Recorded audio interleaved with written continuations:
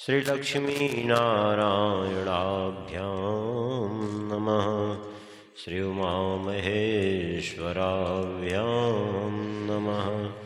श्रीवाणी हिरण्यगर्भाभ्यां नमः।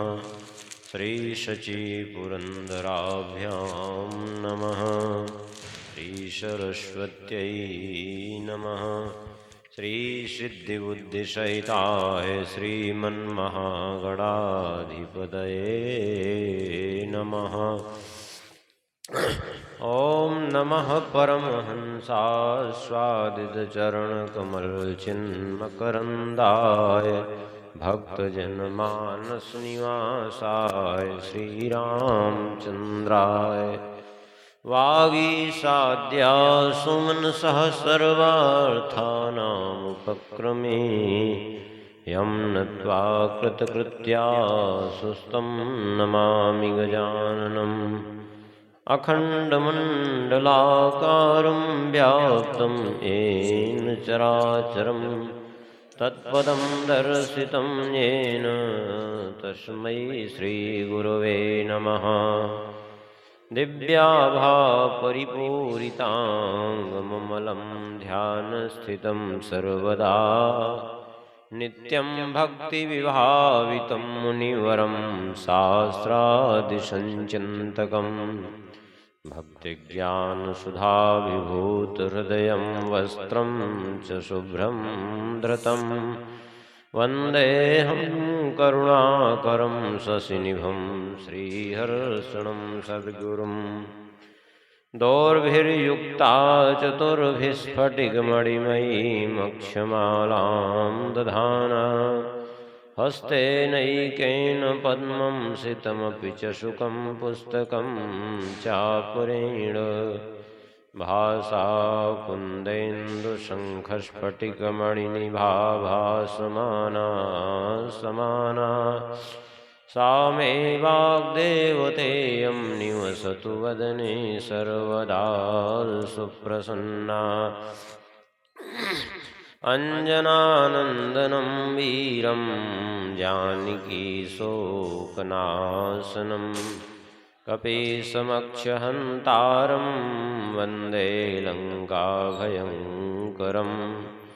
रामं रामानुजं सीतां भरतं भरतानुजं सुग्रीवं वायुसूनुं च प्रणमामि पुनः पुनः। नमोऽस्तु रामाय सलक्ष्मणाय देव्यै च तस्यै जनकात्मजायै। नमोऽस्तु रुद्रेन्द्रयमानिलेभ्यो नमोऽस्तु चन्द्रार्कमरुद्गणेभ्यः। कान्तिः सितामृषतिनिन्दितशारदेन्दुर्यत्रैकतो विलसितामसिताङ्गशोभां वृन्दावने विकृतयामुनगाङ्गसङ्गं श्रीराधामुकुन्दयुगलं तदहं नमामि। यं प्रव्रजन्तमनुपेतमुपेतकृत्यं द्वैपायनो विरहकातराजुहाव। पुत्रेति तन्मयतया तरवोऽभिनेदुस्तं सर्वभूतहृदयं मुनिमानतोऽस्मि। नारायणं नमस्कृत्य नरं चैव नरोत्तमं देवीं सरस्वतीं व्यासं ततो जयमुदीरयेत्। भक्तभक्ति भगवन्त गुरु चतुर्नाम वपुए इनके पद वंदन किए नासें विघ्न अनेक। चारि युगन में भक्त जे तिनके पद की धूरी सर्वसु सिर धरि राखी हों मेरी जीवन मूरी। श्री हरिजू आय विराजे सुनहु कथा इतिहास तुम श्रोता भागवत के तब पद रज हम दास। तुम पीछे जो और हो श्रोता है रस खान तिनके सकल मनोरथ पुरवहु श्री भगवान। गौरी गणेश महेश हरि रवि सुख सारद व्यास। संत गंग गायत्री गुरु नमन करत प्रभुदास। श्री राम जय राम जय जय राम। श्री राम जय जय राम। सीताराम जय सीताराम। सीताराम जय सीताराम। सीताराम जय सीताराम। सीताराम जय सीताराम। सीताराम जय सीताराम।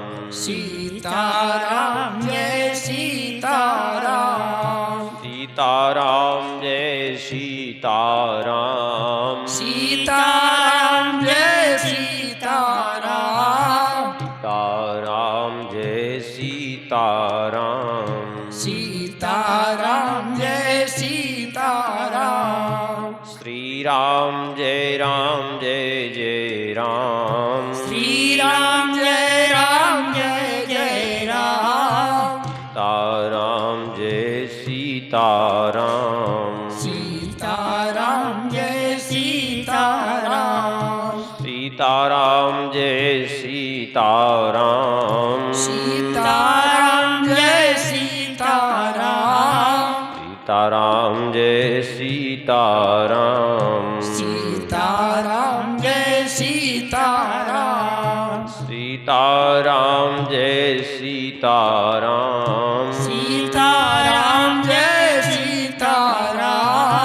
सीताराम जय सीताराम। सीताराम जय सीताराम। राधे श्याम जय राधे श्याम। राधे श्याम जय राधे श्याम। राधे श्याम जय श्यामा श्याम। राधे श्याम जय श्यामा श्याम। राधे श्याम जय राधे श्याम। राधे श्याम जय राधे श्याम। राधे श्याम जय श्यामा श्याम। राधे श्याम जय श्यामा श्याम। श्री राम जय जय राम। श्री राम जय जय राम। सीताराम जय सीताराम। सीताराम जय सीताराम। सीताराम जय सीताराम। सीताराम जय सीताराम। सीताराम जय सीताराम। सीताराम जय सीताराम। सीताराम जय सीताराम। सीताराम जय सीताराम। सीताराम जय सीताराम।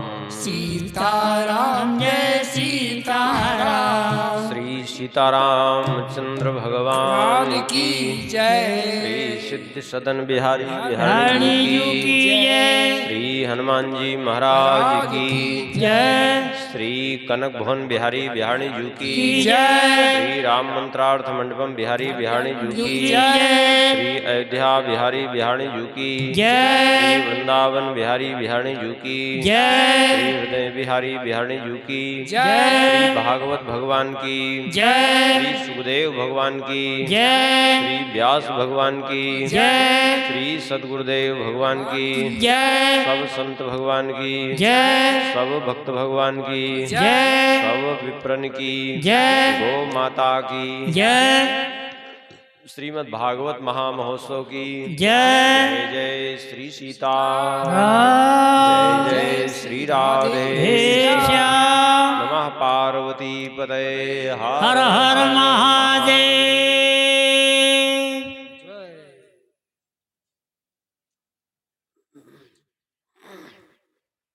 हरिशरण परम मंगलमय परात्पर अखिलेश्वर अकारण करुणावरुणालय भक्तवांछा कल्पतरु भगवान की महती कृपा करुणा से भगवान के ही वांगमय स्वरूप श्रीमद् भागवत जी के माध्यम से भगवान के ही दिव्य सानिध्य में उनके दिव्य चरित्रों का कथन श्रवण का सौभाग्य प्राप्त हो रहा है।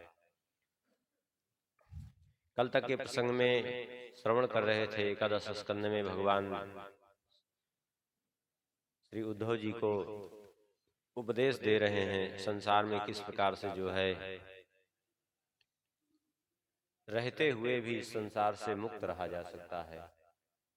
और इसी उपाख्यान में 24 गुरुओं की कथा जो भगवान दत्तात्रेय जी के द्वारा यदु जी को सुनाई गई, उसका वर्णन किया भगवान ने। और भगवान ने आगे कहा कि देखो, लौकिक हो अथवा पारलौकिक हो, सभी भोग मिथ्या ही हैं, सब व्यर्थ हैं। इसके आगे भगवान अब उद्धव जी के प्रश्न करने पर चारों वर्ण और चारों आश्रमों के धर्म का विवेचन कर रहे हैं। भगवान कहते हैं कि हे उद्धव जी, धर्म एव तव प्रश्नो नैः श्रेयस करो नृणाम वर्णाश्रमाचारवताम तमुद्धव निबोध में। भगवान कहते हैं, हे उद्धव जी, तुम्हारा धर्म के संबंध में जो प्रश्न है उसका हम स्वरूप बताते हैं। भगवान कहते हैं, धर्म मनुष्य को क्या प्रदान करता है? मोक्ष प्रदान करता है। क्योंकि धर्मस्य यापवर्गस्य नार्थार्थायोप कल्पते। धर्म का फल है मोक्ष, धर्म का फल अर्थ नहीं है, उसका फल है मोक्ष।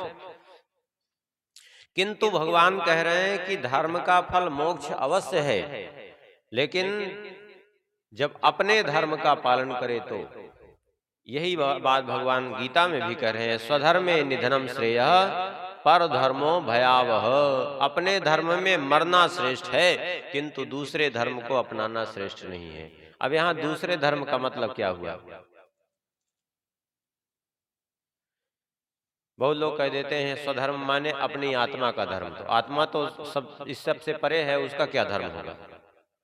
यहाँ स्वधर्म का मतलब है हम जिस वर्ण में है, जिस आश्रम में है, उसके अनुसार हमारा क्या धर्म निर्धारित किया गया है, उसका धर्म।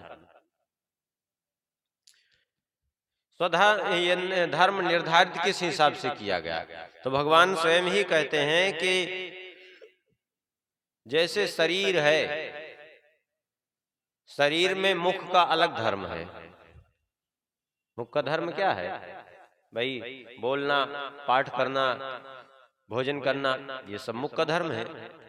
हाथ का अलग धर्म है, जंघाओं का अलग धर्म है, पैरों का अलग धर्म है। ऐसे ही भगवान के शरीर से ही ये चारों वर्ण उत्पन्न हुए और इन्हीं के अनुसार इनका धर्म निर्धारित हुआ।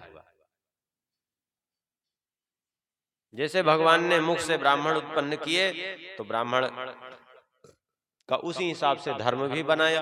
वेद पाठ करना, मंत्र जप करना, पूजन पाठ कराना, यज्ञ यागादि करना, ये सब ब्राह्मण का धर्म निर्धारित किया। क्योंकि ये सारा काम जो है किसके द्वारा होता है? मुख के द्वारा होता है। भोजन भी करते हैं तो उससे भगवान को, देवताओं को तृप्ति प्राप्त होती है, क्योंकि वो उनका स्वतः सिद्ध धर्म है। ये मुख का स्वतः सिद्ध धर्म है। तो भगवान के मुख से जो उत्पन्न हुए हैं उनका वो स्वतः सिद्ध धर्म है, उसमें उनको ज्यादा कुछ करने की जरूरत ही नहीं। क्षत्रिय का धर्म क्या है? रक्षा करना। हाथ से प्रकट हुए हैं भगवान की भुजाओं से। अभी ऐसे समझ लीजिए, ये रक्षा की बात जैसे भाई मान लिया उदाहरण के लिए, अभी शरीर पर मच्छर बैठ जाए तो आपका ना तो पैर उठ के जाएगा उस मच्छर को मारने के लिए, ना तो मुख जाएगा। क्या जाएगा? हाथ जाएगा। क्यों? क्योंकि वो उसका स्वतः सिद्ध धर्म है। ऐसे ही क्षत्रिय का वो हाथ से प्रकट होने के कारण रक्षा उनका स्वतः सिद्ध धर्म है। जैसा रक्षा का कार्य वे कर सकते हैं, दूसरे नहीं कर सकते। ऐसे ही जैसे पूजा पाठ का कार्य ब्राह्मण कर सकते हैं, दूसरे नहीं कर सकते।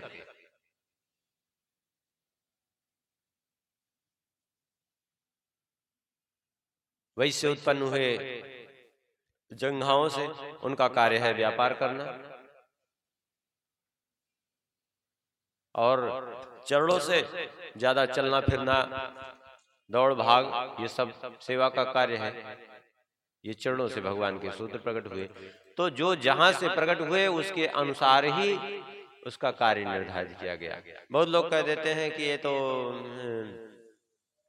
इसका जन्म से क्या लेना देना है, जाति तो वैसे ही। ऐसा कुछ नहीं है। देखिए, भगवान स्वयं कहते हैं चातुर्वर्णम मया सृष्टम गुण कर्म विभाग सह। भगवान ने गुण कर्म के अनुसार चारों वर्णों की सृष्टि की है। पूर्व में जैसे हमारे संस्कार थे, जैसे हमने कर्म किया, और उसी अनुसार तदनुसार हमको जन्म मिला है। और यदि हम अपने वर्णाश्रम धर्म से बहिष्कृत होकर के मनमाना आचरण करते हैं, हमें किसी वर्ण में जन्म मिला है, तो इसका यह अर्थ सिद्ध हो जाता है स्वाभाविक रूप से कि उस वर्ण के अनुरूप हमें कार्य करना चाहिए, वो हमारे प्रारब्ध में है। और यदि उसका हम परित्याग करते हैं तो फिर उसके लिए बार बार हमें जन्म लेना ही पड़ेगा। महाभारत में कई अध्यायों में है कौशिकोपाख्यान। वो कौशिकोपाख्यान में जो है, कौशिक नाम के ब्राह्मण हैं और वे तपस्या कर रहे थे। बगुली ने उनके ऊपर मल त्याग कर दिया। क्रोध में देखा तो बगुली जल करके भस्म हो गई। बाद में वे गए भिक्षा मांगने, तो भिक्षा मांगने गए तो जिस ब्राह्मणी के यहाँ गए भिक्षा मांगने, बड़ी पतिव्रता थी, वो पति की सेवा में लगी थी। पति उसका थोड़ा अस्वस्थ था। पति की सेवा करने के बाद वो भिक्षा लेकर के आई, देर हो गई तो उसको क्रोध भरी दृष्टि से उन्होंने देखा। तो उस पतिव्रता ने कहा कि इस तरह आप मुझे क्रोध में क्यों देखते हैं? मैं वो बगुली नहीं हूं कि भस्म हो जाऊंगी, मैं एक पतिव्रता स्त्री हूं। तो सुनकर बड़ा आश्चर्य हुआ, इसको कैसे मालूम वो बगुली की घटना? ये तो घर में बैठी है। बोले देवी, अब ये बताओ आपको कैसे मालूम वो बगुली की घटना? बोले मैं आपके प्रश्न का उत्तर इस समय नहीं दे सकती, क्योंकि मुझे अभी पति की सेवा करना है, मेरे पति का स्वास्थ्य अनुकूल नहीं है। इसलिए आप जो है जाओ मिथिला धर्मव्याध के पास। और धर्मव्याध के पास गए तो धर्मव्याध ने बिना इनसे कुछ पूछे वैसे ही बता दिया, कहा कि आप वहां से आए हैं और उस पतिव्रता ब्राह्मणी ने आपको भेजा है। बड़ा आश्चर्य हुआ, धर्मव्याध को सब ये बात कैसे पता चली? तो धर्मव्याध ने ले जाकर के दिखाया अपना घर, अपने माता पिता की सेवा वो कैसे करता था। कहा यही हमारे आराध्य हैं, यही हमारे सब कुछ हैं, और इन्हीं की सेवा करके और अपने धर्म का पालन करके ही मैंने ये सब सिद्धि प्राप्त कर ली। तो वहां कौशिक ब्राह्मण ने प्रश्न किया है कि जब आपको इतना दिव्य ज्ञान है तो आप ये मांस बेचने का काम क्यों करते हैं? तो धर्मव्याध ने कहा मैं हिंसा नहीं करता हूं, मैं मरे हुए पशुओं को ला करके उनका मांस बेचता हूं। वो इसलिए बेचता हूं क्योंकि व्याध कुल में हमारा जन्म हुआ है, और ये कार्य हम यदि नहीं करेंगे तो इसके लिए फिर हमको जन्म लेना पड़ेगा, क्योंकि ये व्याध जन्म ही इस बात को सिद्ध कर रहा है कि हमारा इस जन्म का कार्य शेष बचा है, तभी जन्म हुआ है, अन्यथा न जन्म होता है इस कुल में। इसलिए हमें भगवान ने जिस ढंग से जन्म दिया है उस हिसाब से हमें तदनुसार आचरण करना चाहिए। जैसे ब्राह्मण का धर्म क्या है, अपने स्वभावानुसार उसका स्वभाव कैसा? बोले सम दम तपस्या पवित्रता संतोष क्षमाशीलता सरलता भगवान की भक्ति सत्य और पवित्रता दया, ये सब ब्राह्मण के स्वभाव हैं। और ब्राह्मण का देह है, भगवान कह रहे हैं ब्राह्मण से ही देहोयम क्षुद्र कामाय नेष्यते कृक्षाय तपसा चेह प्रेत्यानंत सुखाय चा। ब्राह्मण का शरीर उसको प्राप्त होता है विषय भोग के लिए नहीं, संसार के लिए नहीं।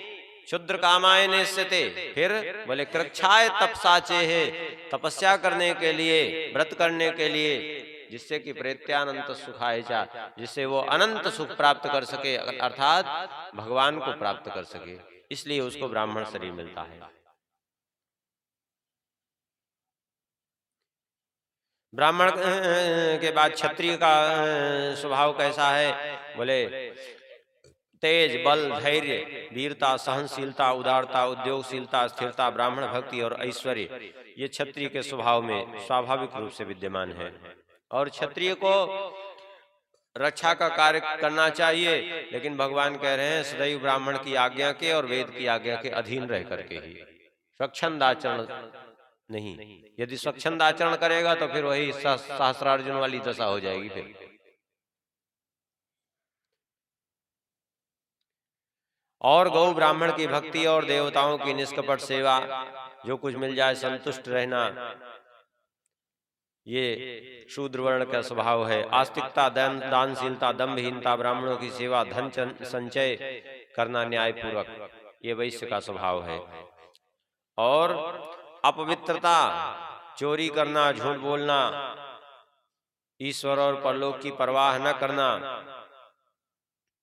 और झूठ मूठ का झगड़ा करना, काम क्रोध तृष्णा के वशीभूत रहना, ये अंत्यजों का सहज स्वभाव होता है। यद्यपि उनको भी इससे बचने की चेष्टा करनी चाहिए।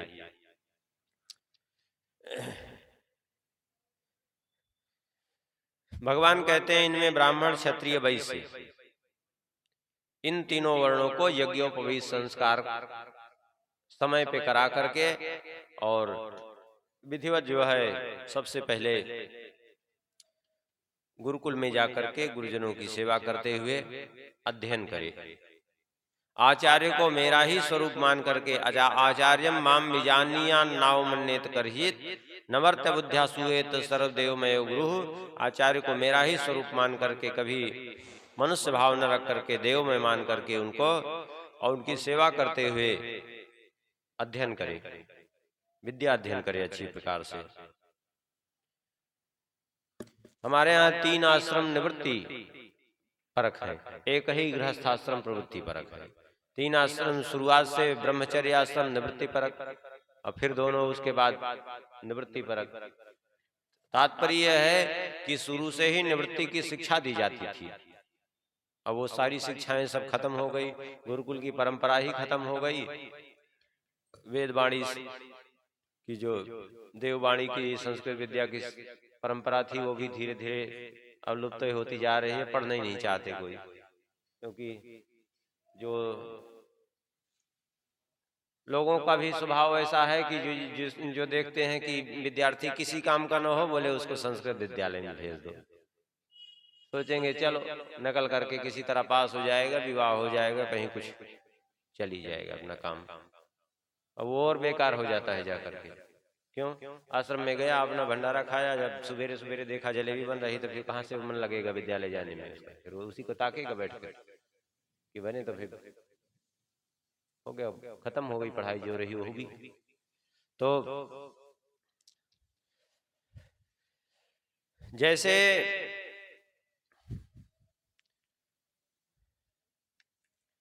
चार आश्रम है इनका धर्म है, ऐसे 4 वर्ण है इनका धर्म है, ऐसे चारों आश्रमों का ब्रह्मचर्य आश्रम में अच्छी प्रकार से विद्याध्ययन करे और ब्रह्मचर्य व्रत का पालन करता हुआ आचार्य, गौ, ब्राह्मण, गुरु, वृद्धजन, देवताओं की उपासना करे और नित्य संध्या वंदन, गायत्री आदि का जप करे। इस प्रकार से उसका धर्म है। कहते हैं यदि ब्रह्मचारी की ये इच्छा है कि मैं ब्रह्मलोक में जाकर के निवास करूं, ब्रह्मलोक की प्राप्ति करूं, तो फिर आजीवन नैष्ठिक ब्रह्मचर्य व्रत का पालन कर लेना चाहिए। लेकिन ये ब्राह्मण के लिए ही है कि ब्रह्मचर्य आश्रम से सीधे संन्यास आश्रम में प्रवेश हो, अन्य किसी के लिए नहीं है। अन्य के लिए तो यही नियम है कि एक आश्रम से दूसरे आश्रम अर्थात गृहस्थाश्रम में ही प्रवेश करे। वो कहते हैं जो आजीवन ब्रह्मचर्य व्रत लेकर के आचार्य की सेवा करे, वेद पाठ करता रहे, गायत्री की उपासना करता रहे, अग्नि गुरु की उपासना करता रहे, तो सचमुच ब्रह्म तेज से संपन्न होकर के ब्रह्मलोक का अधिकारी हो जाता है। कहते हैं ब्रह्मचारी हो, वानप्रस्थी हो, सन्यासी हो, इन तीनों आश्रमियों का धर्म है कि सदैव स्त्री से दूर रहना चाहिए। स्त्री से बहुत वार्तालाप, बातचीत या हंसी मस्खरी आदि नहीं करना चाहिए। पवित्रता से रहे, संध्या वंदन, सरलता, तीर्थ सेवन, जप, ये सब उसका सहज में धर्म है। और समस्त प्राणियों में भगवत भाव रखना, मन, वाणी और शरीर को संयमित रखना, ये चाहे ब्रह्मचर्य आश्रमी के लिए हो, गृहस्थाश्रमी, वानप्रस्थी अथवा सन्यासी, इसके लिए ये संध्योपासन, पवित्रता, आचमन स्नान, सरलता, तीर्थ सेवन, ये सब के लिए है।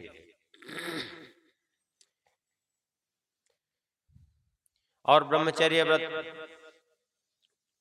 एक निश्चित समय तक हो तो उसको पूर्ण करके गृहस्थ आश्रम में प्रवेश करना चाहता हो तो फिर नियम यह है कि ब्रह्मचर्य व्रत पूर्ण करने के बाद आचार्य को दक्षिणा दे करके, उसे आचार्य से आज्ञा लेकर के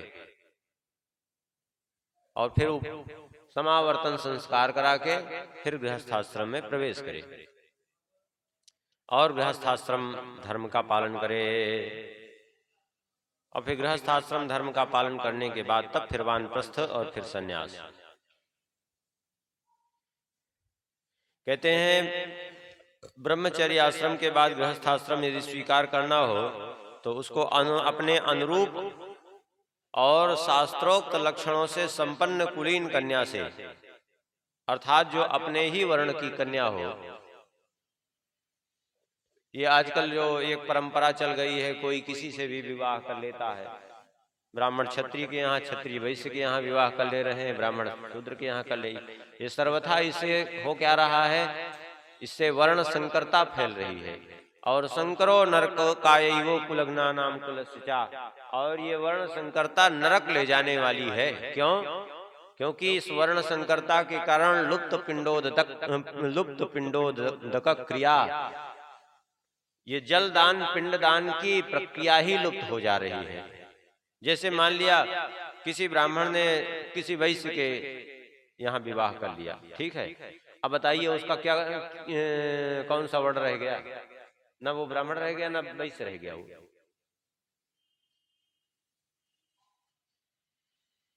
वर्ण संकरता ये नरक ले जाने वाली है, इसलिए इससे बचना चाहिए। इसलिए अपने ही कुल की कन्या, केवल सगोत्रा न हो, जो अपने अनुरूप हो, उससे विवाह करे।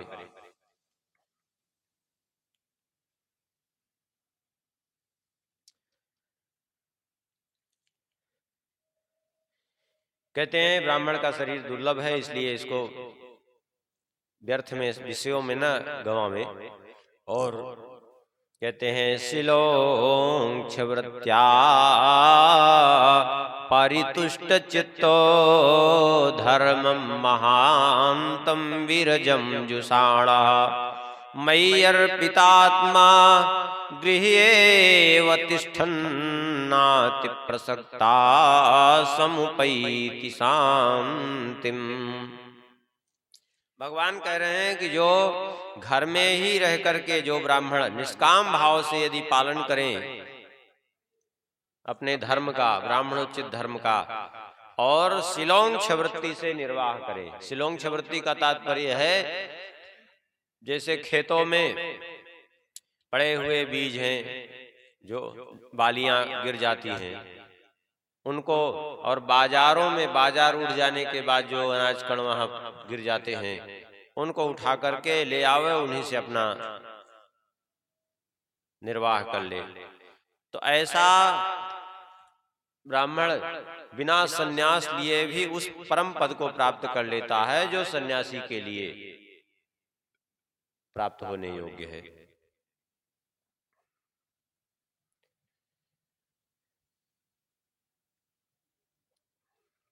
भगवान कहते हैं जो मेरे परायण हैं वे समस्त आपत्तियों से, विपत्तियों से उसी प्रकार मुक्त हो जाते हैं जैसे किसी डूबते हुए व्यक्ति को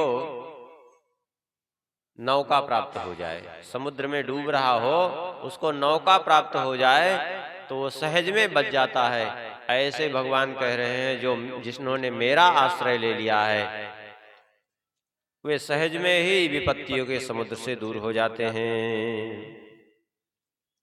कहते हैं यदि ब्राह्मण कदाचित अपने ब्राह्मण वृत्ति से निर्वाह न कर सके, अर्थात अध्ययन अध्यापन से यज्ञ आदि के द्वारा यदि अपना निर्वाह न कर सके तो बोले भी वैश्य वृत्ति का आश्रय ले ले, अर्थात कोई व्यापार कर ले। और फिर भी यदि निर्वाह न हो तो बोले तो फिर क्षत्रिय वृत्ति का आश्रय ले ले। खड्गे न पदाक्रांतो न सुवृत्त्या कथंचन, फिर कहीं सेना में भर्ती हो जाए, कुछ कर ले जो भी उसके लिए अनुकूल हो, किंतु एक बात का ध्यान अवश्य रखे कि ना सुवृत्त्या कथंचन, किंतु किसी निम्न वर्ण की सेवा जाकर के न करे। क्यों? क्योंकि सर्व वेदमयो विप्रः सर्वदेवमयो ह्ययम्। भगवान कहते हैं ब्राह्मण के लिए अपने से निम्न वर्ण की सेवा यदि वो करता है तो उसका भी पतन हो जाता है, और जो उसके द्वारा सेवा प्राप्त करता है उसका भी पतन होता है, दोनों ही नरक के अधिकारी हो जाते हैं। इसलिए ऐसा नहीं करना चाहिए, क्योंकि वेदों को धारण करने के कारण वह स्वयं भगवान भी जिसका आदर करते हैं उसके द्वारा कोई सेवा लेकर के कहां जाएगा। इसलिए भगवान कहते हैं ऐसा नहीं करना चाहिए। और ऐसे ही क्षत्रिय वृत्ति का भगवान कहते हैं क्षत्रिय को भी चाहिए यदि उसका कार्य न चले अपने क्षत्रिय धर्म के अनुसार रक्षा करके, तो व्यापार कर ले, वैश्य वृत्ति का आश्रय ले ले। और यदि वैश्य वृत्ति से कार्य न चले तो फिर अध्यापन करके कार्य अपना चलावे, किंतु ध्यान रखे कि दान न ले। परिश्रम करके अध्यापन करके उसके बदले में जो पारिश्रमिक प्राप्त हो वो ले ले, लेकिन उसको भी ब्राह्मण की सेवा तो कर सकता है, क्षत्रिय की कर सकता है, लेकिन निम्न वर्ण की सेवा उसको भी नहीं करनी चाहिए। इन दोनों वर्णों के लिए सर्वथा वर्जित है, विशेष करके ब्राह्मण के लिए तो सर्वथा वर्जित है अपने से निम्न वर्ण की सेवा। भगवान इस तरह से कहते हैं कि देखो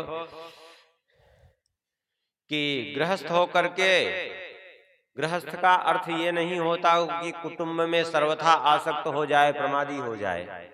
कहते हैं गृहस्थ आश्रम में रह करके भी भजन में उसको कभी प्रमाद नहीं करना चाहिए। कुटुंबेषु न सज्जेत ना प्रमादेत कुटुंबपि, उसको भजन में सर्वथा प्रमाद नहीं करना चाहिए, क्योंकि सभी वस्तुएं नाशवान हैं, सब यही नष्ट हो जाने वाली हैं, और चाहे लोक हो और ये लोक है चाहे स्वर्गादिक लोक, सभी नाशवान हैं, इसलिए इनमें आसक्त होना नहीं चाहिए। और फिर गृहस्थाश्रम के बाद कहते हैं ये वानप्रस्थाश्रम में जाना चाहे तो क्या करे, बोले पत्नी को पुत्रों के हाथ में सौंप दे, अथवा पत्नी को साथ में ले करके भी वानप्रस्थाश्रम में जा सकता है, किंतु वहां फिर पत्नी जैसा व्यवहार उसके साथ नहीं कि विषयों में वहां भी जाकर के लिप्त रहे, क्योंकि वहां फिर उसको तपमय जीवन करना है। नहीं तो फिर वही हाल होगा कि भाई खानस सोई सोचई जो तप बिहाई जही भावई भो। कहते हैं वहां वन में जाकर के कंदमूल फल आदि से निर्वाह करना है, शरीर के नख केश रोम आदि जो है वो अलग न करे, जल में प्रवेश करके स्नान करे और धरती पर ही सो जाए, ग्रीष्म में पंचाग्नि तपे, वर्षा में खुले मैदान में, और जाड़े में गले तक डूबा रहे जल में। इस प्रकार से कठोर तप करे और 1 वर्ष तक के लिए अनाज माने जो जैसे तिन्नी आदि है जो जिनको फल के विकल्प में लिया जा सकता है, इनको 1 वर्ष तक के लिए इकट्ठा कर ले। कहते हैं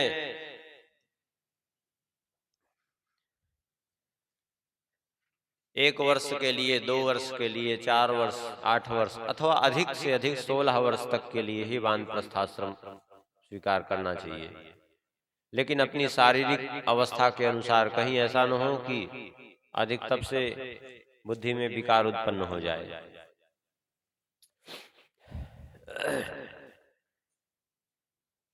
भगवान कहते हैं और सन्यास धर्म यह है कि सन्यासी को चाहिए कि उसके भीतर संग्रह नाम की प्रवृत्ति न हो, कोई चीज संग्रह न हो। अपना पहनने के लिए वस्त्र, ओढ़ने के लिए कम्बल आदि रख ले, अधिक से अधिक विचरणशील होना चाहिए।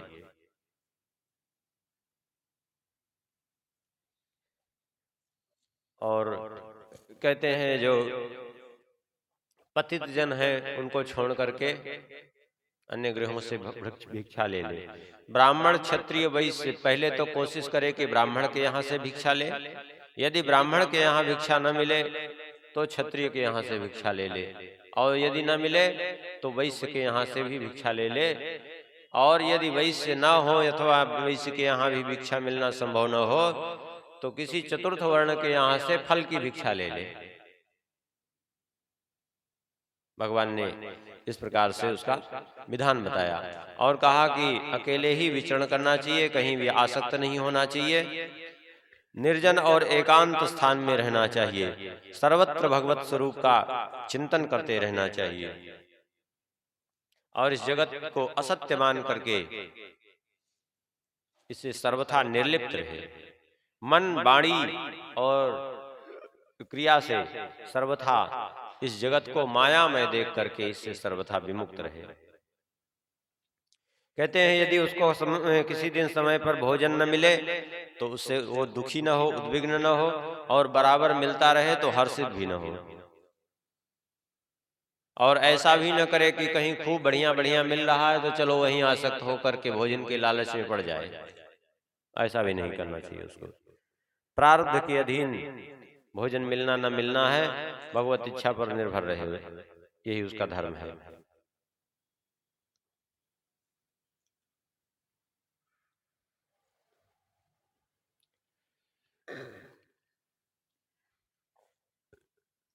भगवान कहते हैं हे उद्धव जी, और आप क्या सुनना चाहते हैं? उद्धव जी ने कहा हे प्रभु, कृपा करके ये बताइए, यमा कति विधा प्रोक्तो नियमो वारिकर्षण कह समह को दमः कृष्णा का तितिक्षा धृति प्रभो। हे प्रभु, यम और नियम कितने प्रकार के हैं? सम क्या है, दम क्या है, तितिक्षा क्या है, धैर्य क्या है, दान, तपस्या, सूरता, सत्य और रित का स्वरूप क्या है, त्याग क्या है, अभीष्ट धन कौन सा है, यज्ञ क्या है, दक्षिणा क्या है, पुरुष का सच्चा बल क्या है, भग क्या है, लाभ क्या है, उत्तम विद्या, लज्जा, श्री और सुख दुख क्या है, पंडित और मूर्ख के लक्षण क्या हैं, सुमार्ग कौन सा है, कुमार्ग क्या है, स्वर्ग और नरक क्या है, भाई बंधु किसको मानना चाहिए, घर क्या है, धनवान कौन है, निर्धन कौन है, कृपण कौन है, ईश्वर किसे कहते हैं, मेरे इन सभी प्रश्नों का उत्तर दीजिए। तो भगवान कहते हैं अहिंसा सत्यमस्तेयम असंगो हीर संचय आस्तिक्यम ब्रह्मचर्यम चा मौनम स्थैर्यम क्षमा भयम। भगवान ये यम गिना रहे हैं। यम कितने हैं? 12। अहिंसा, सत्य, अस्तेय, अस्तेय माने चोरी न करना, असंग, असंगता, निरासक्ति, और लज्जा, असंचय, असंचय माने आवश्यकता से अधिक संग्रह न करना, इसको असंचय कहते हैं, और आस्तिकता अर्थात भगवान के प्रति, धर्म के प्रति, लोक परलोक, पुनर्जन्म, इन सब के प्रति श्रद्धा भाव रखना। ब्रह्मचर्य, मौन, स्थिरता, क्षमा और अभय, ये 12 तो यम हैं। और ऐसे ही 12 नियम हैं। 12 नियम कौन है? बोले शौचम जपस तपो होमः श्रद्धा तिथ्यम मदर्चनम तीर्थाटनम परार्थेहा तुष्टिराचार्य सेवनम। शौच अर्थात बाहर और भीतर दोनों की पवित्रता, जप, तप, हवन, श्रद्धा, अतिथि सेवा, भगवान की पूजा, तीर्थ यात्रा, परोपकार की चेष्टा, संतोष और गुरु सेवा, ये 12 नियम हैं। भगवान कहते हैं ये यम और नियम चाहे सकाम योगी हों अथवा निष्काम योगी हों, दोनों के लिए ही समान रूप से उपयोगी हैं। जो इनका पालन करते हैं वे सकाम हैं तो भोग प्राप्त करते हैं और निष्काम है तो मोक्ष प्राप्त करते हैं। भगवान कहते हैं बुद्धि का मुझ में लग जाना यही सम है और इंद्रियों की संयम इसी का नाम दम है और न्याय से प्राप्त दुख को सहन करने का नाम है तितिक्षा। जिह्वा और जनेंद्रिय को अपने अधीन करके रखना, इस पर विजय प्राप्त करना, इसी का नाम है धैर्य।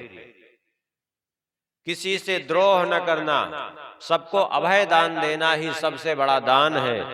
कामनाओं का त्याग ही तप है और वासनाओं पर विजय प्राप्त करना ही सबसे बड़ी शूरता अर्थात वीरता है। सर्वत्र सम स्वरूप सत्य स्वरूप परमात्मा का दर्शन ही सत्य है और सत्य और मधुर भाषण ही ऋत कहा जाता है। कर्मों में आसक्त न होना ही शौच है अर्थात पवित्रता है और कामनाओं का त्याग ही सच्चा संन्यास है।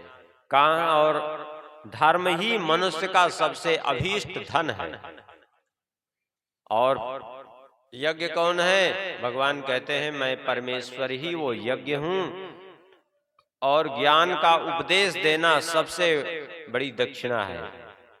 प्राणायाम ही श्रेष्ठ बल है, मेरा ऐश्वर्य ही भग है और मेरी भक्ति ही सबसे उत्तम लाभ है। कहते हैं सच्ची विद्या कौन सी है? बोले जो आत्मा और परमात्मा का बोध करा दे।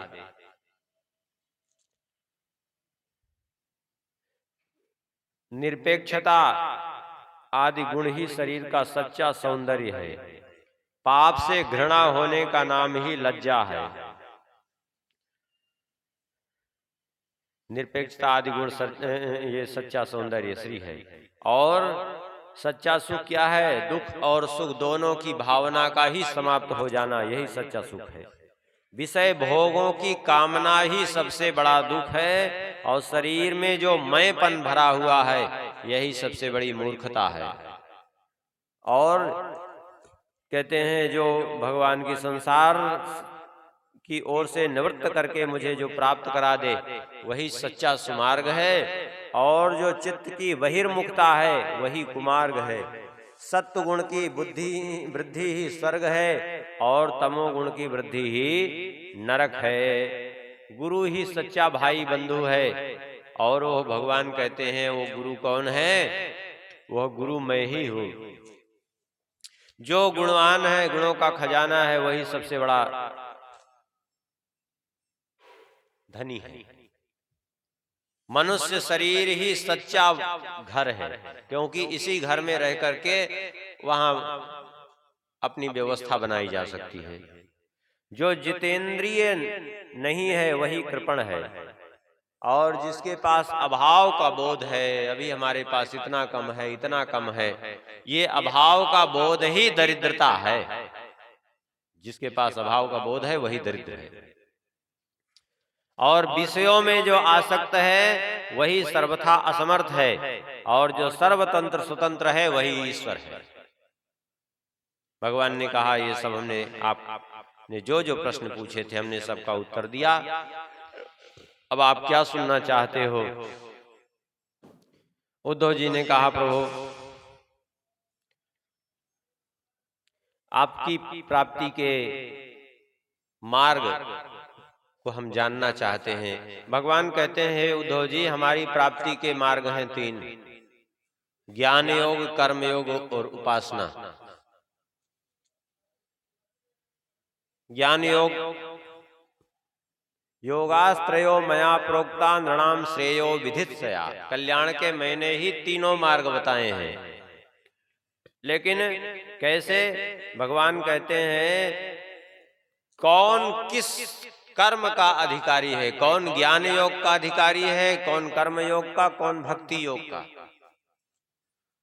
तीनों के अधिकारी भेद से, ऐसा नहीं कि सभी ज्ञान योग के अधिकारी, सभी कर्म योग के, सभी उपासना के अर्थात भक्ति के, तीनों अपने अपने अधिकार भेद से ही जो है इसको प्राप्त कर सकते हैं। और इसी से मनुष्य का परम कल्याण होता है। कहते हैं जो कर्मों और कर्मों के फल से सर्वथा विरक्त हो चुके हैं, जिनके हृदय से वासना का बीज सर्वथा समाप्त हो चुका है, किसी प्रकार की वासना ही जिनके मन में नहीं रह गई है, किसी प्रकार की फल की इच्छा ही जिनके मन में नहीं रह गई है, वे ही ज्ञान योग के अधिकारी हैं। ऐसे नहीं कि जो मन में आया सब झूठे अहम ब्रह्मास्मि करने से अथवा सोहम करने से कुछ नहीं होता, उसमें स्थित होने से होता है। भगवान कहते हैं इसके विपरीत, जिनके चित्त में वैराग्य ही नहीं हुआ है कर्मों के प्रति और कर्म फल की इच्छा बनी हुई है, कहते हैं वे सकाम कर्म योग के ही अधिकारी हैं, वे ज्ञान योग के अधिकारी नहीं हैं। यही बात तो भगवान ने गीता में कही। अर्जुन ने कहा कि प्रभु आप एक तरफ हमें कर्म में फंसा रहे हैं, दूसरी तरफ ज्ञान योग का भी उपदेश दे रहे हैं, तो हमें क्या करना चाहिए? भगवान ने कहा तुम्हें अभी कर्म करना चाहिए, क्योंकि तुम इसी के अधिकारी हो।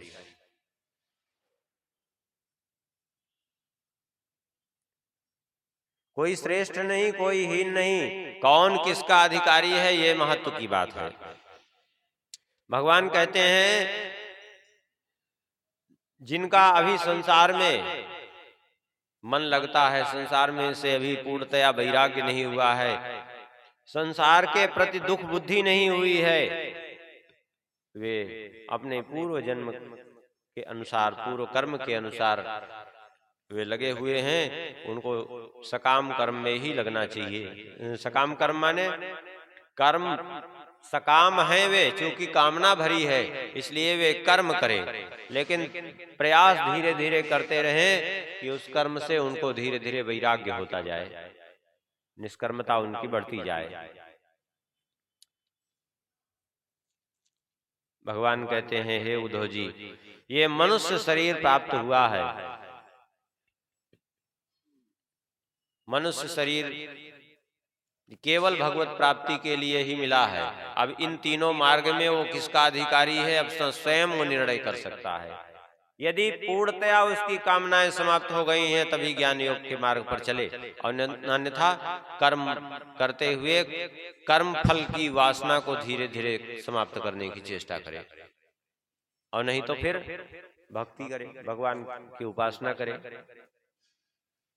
भगवान कहते हैं ये शरीर कैसा, बोले निर्देह माध्यम सुलभम सुदुर्लभम प्लवम सुकल्पम गुरु कर्णधारम मयानुकूलेन नभस्वते ऋतम पुमान भवाब्धिम न तरे सात्मा। नृदेह माध्यम सुलभम सुदुर्लभम, ये मनुष्य देह यद्यपि सुदुर्लभम अत्यंत दुर्लभ है, फिर भी भगवान की कृपा से ये सुलभ हो गया है। और ये क्या है मनुष्य देह? तो कहते हैं प्लवम सुकल्पम, ये मजबूत नौका, मजबूत जहाज के समान है इस भवसागर के लिए, और इस जहाज को चलाने वाले इसके कर्णधार कौन है? बोले गुरु कर्णधारम, गुरुदेव इसके कर्णधार हैं। और भगवान कहते हैं उस पर भी मयानुकूलेन नभस्वते ऋतम, मैं अनुकूल वायु प्रदान करता हूँ, अर्थात इस मार्ग में चलने के लिए मैं अनुकूलता प्रदान करता हूँ। और ऐसे इस मनुष्य शरीर को पाकर के जो भाव सागर के लिए जहाज के समान है, इसको प्राप्त करके, मेरी अनुकूलता प्राप्त करके भी यदि भाव सागर नहीं पार किया तो कहते हैं पुमान भवाब्धिम न तरेत सा आत्महा, यदि भाव सागर से पार नहीं हुआ तो वही आत्महत्यारा है। इसी श्लोक का अनुवाद गोस्वामी जी ने इस ढंग से किया, नरतन भव वारिधि कहूँ बेरो सन्मुख मरुत अनुग्रह मेरो कर्णधार सदगुरु दृढ़ नावा, दुर्लभ साज सुलभ करी पावा।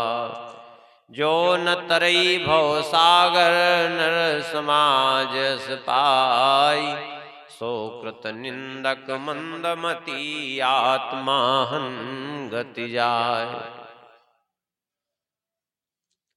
आत्महत्यारा केवल आत्महत्या करने वाला, शरीर की हत्या करने वाला ही नहीं होता, बल्कि भगवान ने अनंतानंत जन्मों के बाद ये मनुष्य शरीर 84 लाख योनियों में एक मनुष्य शरीर दिया अपना उद्धार करने के लिए, और इसको व्यर्थ में गंवा दिया तो आत्महत्यारा ही तो है। संसार में थोड़ा सा हमारे प्रति कोई कुछ करता है तो हम उसकी कृतज्ञता व्यक्त करते हैं, धन्यवाद करते हैं उसको। लेकिन भगवान ने ये शरीर दिया, भगवान ने सारी सुख सुविधा दी, रहने के लिए धरती दी, अन्न दिया, जल दिया, वायु का सेवन करने के लिए वायु दी, चंद्रमा का सूर्य का प्रकाश दिया, सब कुछ दिया। कभी हमने उनका धन्यवाद किया? बल्कि हम कह देते हैं भगवान नाम की चीजें नहीं है कुछ। ऐसे भी लोग हैं संसार में, ये दशा है।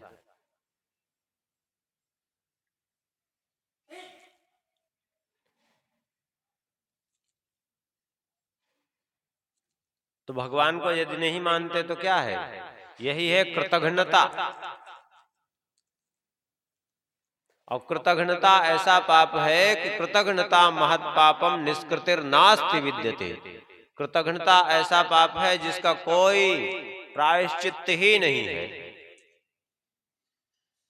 कबीरदास जी भी कहते हैं, कामी तरे क्रोधी तरे लोभी तरे अनंत, एक कृतघ्नी ना तरे कहे कबीरा संत।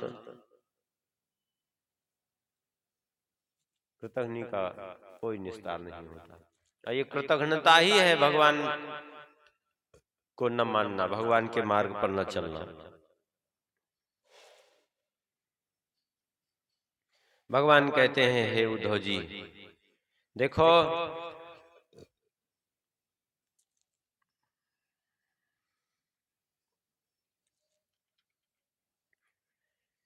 निर्विण्णस्य विरुक्तस्य पुरुषस्योक्त वेदना मनस्त्यजति दौरात्म्यम चिंतितस्यानुचिंतया। भगवान कहते हैं, जो संसार से विरक्त हो गया है, जिसे संसारिक पदार्थों में दुख बुद्धि हो गई है, वो गुरुजनों से उपदेश प्राप्त करके भली भांति उसको समझ करके अपने चित्त को अपने वास्तविक स्वरूप में, जिसने अर्थात भगवत स्वरूप में जिसने संलग्न कर लिया है, मन की दुर्भावनाएं जिसकी समाप्त हो गई हैं, धीरे धीरे करके उसकी ये आत्मबुद्धि समाप्त हो जाती है शरीर से और वो मुक्त हो जाता है।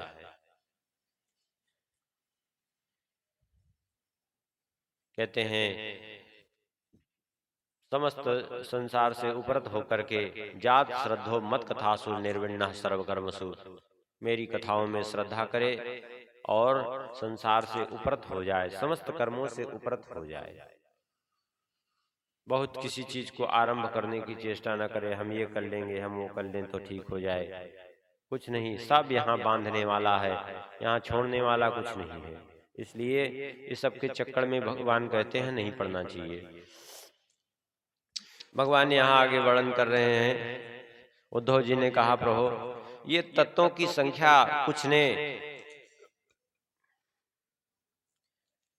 कुछ बताई, कुछ ने कुछ बताई। कुछ ने कह दिया कि 9 तत्व हैं, कुछ ने 11 तत्व कह दिया, कुछ ने 3 कह दिया, 5 और 3, 9 11 5 3, इस प्रकार से 28 तत्व गिना दिए। कुछ लोग 26 तत्व ही मानते हैं, कुछ 25 मानते हैं।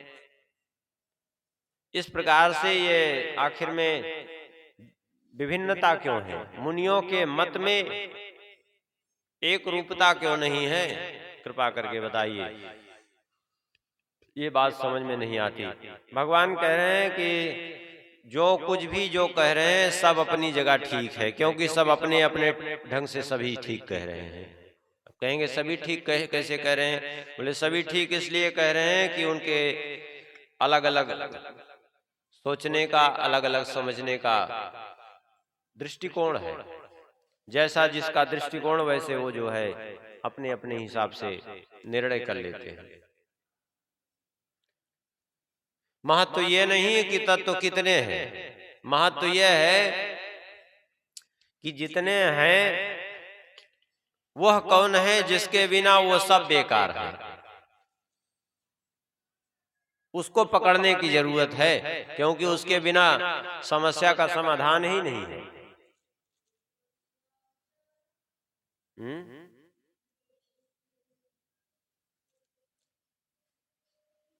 उसके बिना समस्या का समाधान ही नहीं है। ऐसे समझें, जैसे एक बार एक सत्संगी सज्जन थे, जब उनकी मृत्यु होने लगी तो उन्होंने एक वसीयत लिख दी। अब वसीयत में लिखा क्या? बोले उनके 2 पुत्र थे, एक पुत्री थी, तो उन्होंने वसीयत में लिख दिया कि हमारी संपत्ति का आधा हिस्सा हमारे ज्येष्ठ पुत्र को दे दिया जाए और 1/4 हिस्सा हमारे छोटे पुत्र को दिया जाए और 1/5वां हिस्सा जो बच रहा है वो हमारी पुत्री को दे दिया जाए। और संपत्ति क्या थी? बोले संपत्ति में कुल थे 19 ऊंट। 19 ऊंट, यही कुल संपत्ति। अब अच्छी खासी समस्या खड़ी हो गई कि 19 ऊंट का बंटवारा हो तो कैसे हो? संपत्ति का आधा 19 ऊंट का 9.5 ऊंट कैसे करेंगे? 9.5 ऊंट उसको कैसे देंगे? और फिर उसका 1/4 हिस्सा 4.25 ऊंट उसको कैसे देंगे? अब ये समस्या खड़ी हुई कि 4.25 ऊंट उसको कैसे दे? अब समस्या खड़ी हो गई। अब ये किसी को समझ में नहीं आ रहा था। संयोग से तब तक एक महात्मा आए, बोले आप लोग कहें तो हम बंटवारा कर दें? बोले हाँ कर दीजिए महाराज, हम लोग बड़े परेशान हैं। तो उन्होंने क्या किया?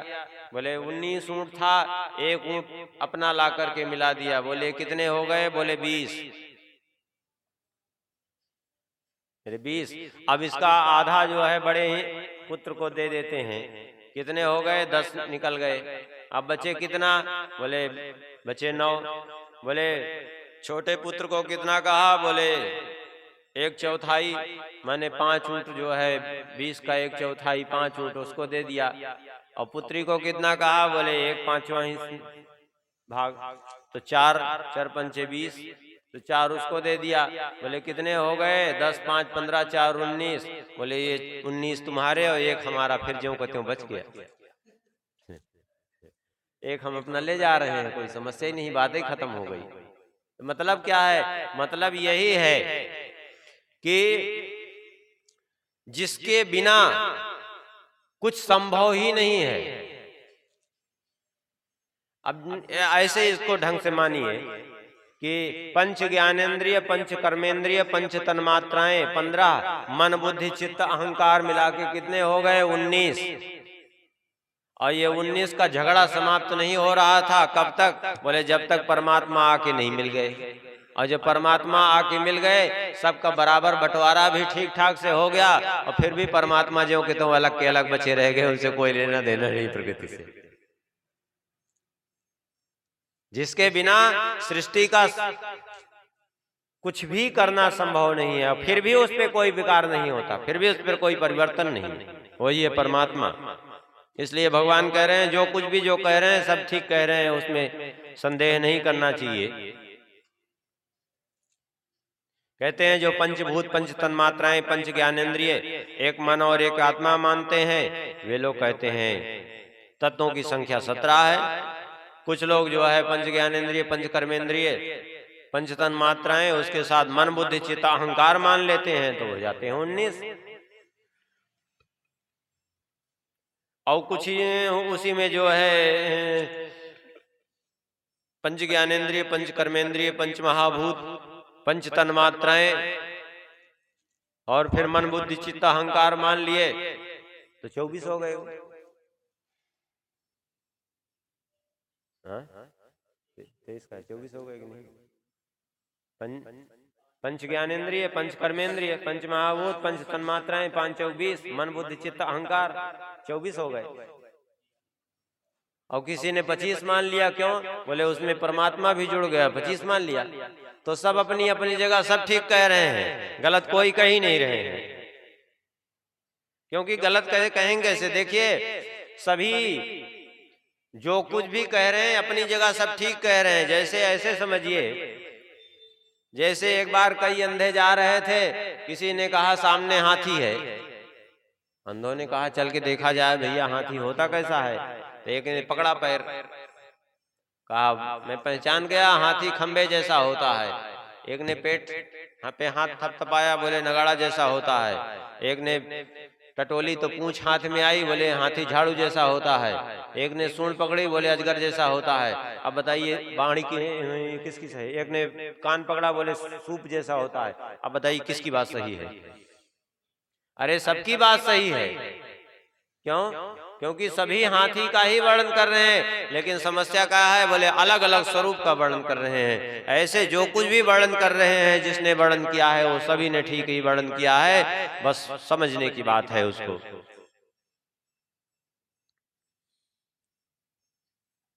भगवान कहते हैं उद्धव जी, ये शरीर की 9 अवस्थाएं हैं। सबसे पहली अवस्था गर्भाधान, फिर गर्भवृद्धि, फिर जन्म, बाल्यावस्था, फिर कुमारावस्था, फिर जवानी, अधेड़ अवस्था, वृद्धावस्था और 9वीं अवस्था मृत्यु। ये 9 अवस्थाएं हैं शरीर की, और इन्हीं में ही जीव संसार में भटक रहा है अपने अपने कर्मानुसार। यद्यपि आत्मा स्वयं ज्ञान स्वरूप है, उसमें कोई विकार नहीं है, लेकिन फिर भी जीव माया के विकारों से ग्रस्त होकर के भटक रहा है।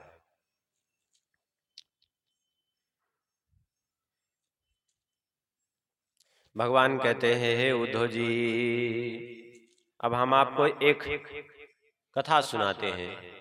वास्तव में ये सुख और दुख हम जिसको समझते हैं वो भी कुछ नहीं है, वह भी एक मिथ्या ही है। मिथ्या सुख दुख, लेकिन लोगों को पीड़ा तो होती है। भगवान ने कहा कि पीड़ा उसकी अपनी ही मन की कल्पना से होती है। वास्तव में ये सब भी कुछ नहीं है, सब मिथ्या ही है, क्योंकि इसका शरीर के साथ संबंध है, आत्मा से कोई इसका लेना ही देना नहीं है। और इसी पर भगवान ने एक तितिक्षु ब्राह्मण का इतिहास सुनाया है। भगवान कहते हैं के नचित भिक्षुणा गीतम परिभूतेन दुर्जनैः स्मरता धृति युक्तेन विपाकम निज कर्मणाम। कहते हैं भगवान की एक हम भिक्षुक ब्राह्मण, जिसको लोगों ने बहुत कष्ट पहुंचाया, उसका चरित्र आपको सुनाते हैं। कहते हैं पूर्व की बात है, उज्जैनीपुरे में अवंति सुद्विजः कश्चित् दासी दाढ़्यतमः श्रिया वार्तावृत्ति कदर्यस्तु कामी लुब्धोति कोपनः। पूर्व काल की बात है, उज्जैन में एक ब्राह्मण रहता था।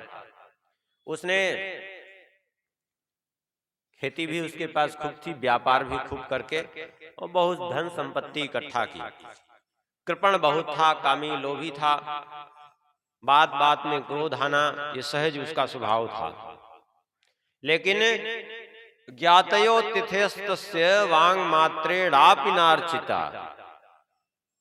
लेकिन कभी अपने जाति बंधुओं की अथवा किसी अतिथि की उसने वाणी मात्र से भी किसी का सत्कार नहीं किया। वैसे आतिथ्य सत्कार करना तो बड़ी दूर की बात है। कहते हैं यहां तक कि वो इतना कृपण था, इतना कंजूस था, और उसका स्वभाव ऐसा विचित्र था कि उसके स्वयं पुत्र, उसकी पुत्री, भाई बंधु, नौकर चाकर, पत्नी, सभी उससे दुखी रहते थे। किसी को वह नहीं सुहाता था। कहते हैं उसने इतना धन ही कमाने में अपना सारा समय बिता दिया, बाकी कुछ नहीं किया।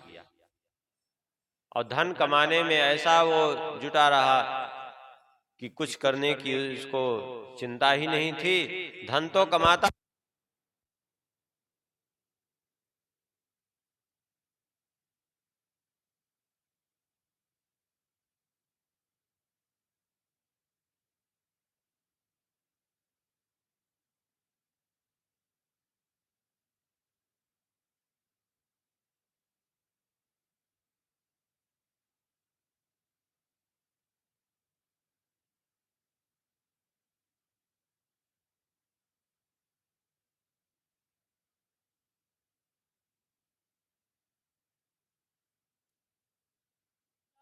राम जय सीताराम। श्री सीताराम चंद्र भगवान की।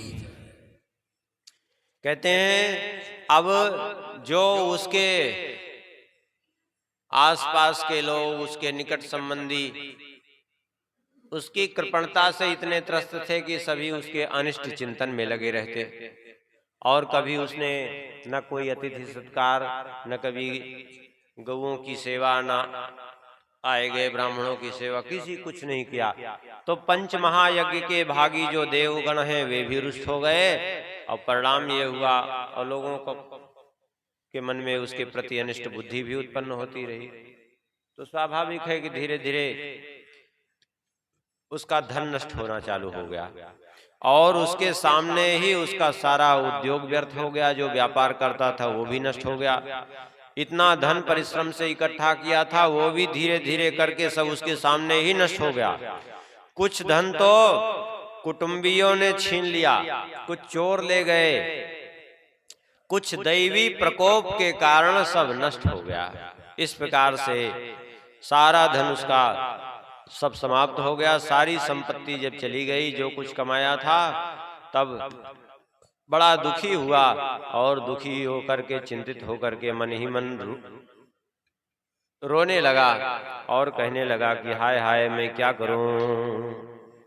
सचाहेद महो कष्टम वृथात्मा में नुतापितः न धर्माय न कामाय यस्यार्थायास ईदृशः। उसने कहा कितने बड़े दुख की बात है कि मैंने अपने को इतना दिन पीड़ा पहुंचाई। हमने कभी जो है ठीक से भोजन नहीं किया, बढ़िया स्वादिष्ट पदार्थ नहीं खाए, इतना धन आया लेकिन दान भी नहीं किया, अवंत में सब चला भी गया। इससे अच्छा तो हम उपयोग ही कर लिए होते तो ही अच्छा रहता, लेकिन हम तो कुछ नहीं कर पाए। हम ये सोच रहे थे कि धन इकट्ठा करके रखेंगे, भविष्य में सुखी रहेंगे, लेकिन हमको सुख तो मिला नहीं, ये दुख अलग आ गया। मैंने अपने आप को व्यर्थ इतना कष्ट दिया। कहते हैं अब तो ये बात समझ में जो आ गई, जो कहा जाता है कि जो लोग केवल धन इकट्ठा करने में, धन की चिंता में, धन के कमाने में ही लगे रहते हैं, वे नरकगामी होते हैं। वो आज मेरे सामने प्रत्यक्ष जो है वही दृश्य उपस्थित हो गया है। कहते हैं उसने कहा कि यशो यशस्विनाम शुद्धम श्लाघ्याय गुणाम गुणा लोभा स्वल्पोपितान हन्ति श्रुत्रोपमिवेप्सितम। बहुत बढ़िया बात ब्राह्मण ने कही, भिक्षुक ब्राह्मण ने कहा कि जैसे कोई सर्वांग सुंदर व्यक्ति हो, कितना ही रूप सौंदर्य से युक्त हो, लेकिन उसके शरीर में यदि कोढ़ हो जाए तो उसके सारे रूप सौंदर्य को नष्ट कर देता है, सारा रूप सौंदर्य उसका विनष्ट हो जाता है। ऐसे ही व्यक्ति के अंदर चाहे जितने सद्गुण भरे हों, लेकिन एक दुर्गुण आ जाए, लोभ, तो वो सारे सद्गुणों को विनष्ट करके रख देता है, सारे सद्गुणों पर पानी फेर के रख देता है। जैसे अत्यंत रूप सौंदर्य से युक्त व्यक्ति भी यदि कोढ़ हो जाए तो अपने रूप सौंदर्य से च्युत हो जाता है, ऐसे ही समस्त सद्गुणों से युक्त होने पर भी यदि लोभ प्रवृत्ति आ जाए तो अपने सद्गुणों से वह च्युत हो जाता है। और यहाँ बहुत बढ़िया बात कही उस ब्राह्मण ने धन में 15 अनर्थ गिनाए उसने। धन के 15 अनर्थ। ये 15 कौन है? बोले अर्थस्य साधने सिद्धे उत्कर्षे रक्षणे व्यये नासोपभोग आयास त्रास चिंता भ्रमो नृणाम भेत्स्तेयं हिंसा नृतं दंभा कामः क्रोधा स्मयो मदः भेदो वैरम विश्वास संस्पर्धा व्यसनानि चा। ये 15 अनर्थ हैं। कौन कौन से? बोले सबसे पहले तो अर्थस्य साधने, धन को कमाने में ही पहली बात कितना कष्ट उठाना पड़ता है, हाँ? और फिर कमा लेने के बाद उसको बढ़ाने की चिंता, फिर रक्षणे उसके सुरक्षा की चिंता, फिर व्यय, कहीं खर्च होता है तो कष्ट होता है, और फिर नासोपभोग आयास त्रास चिंता भ्रमो नृणाम, उसके लिए कितना परिश्रम भय चिंता का सामना करना पड़ता है। और स्तेयम, धन के लिए चोरी करनी पड़ती है। आप कहेंगे धन, मान लिया जो मेहनत से कमा रहे हैं, मेहनत से कमा रहे हैं भले, लेकिन अब आप छुपा के रख रहे हैं तो क्या ये चोरी नहीं हुई क्या? आखिर चोरी तो हुई। किसी के सामने आप धन खोल के रखेंगे क्या?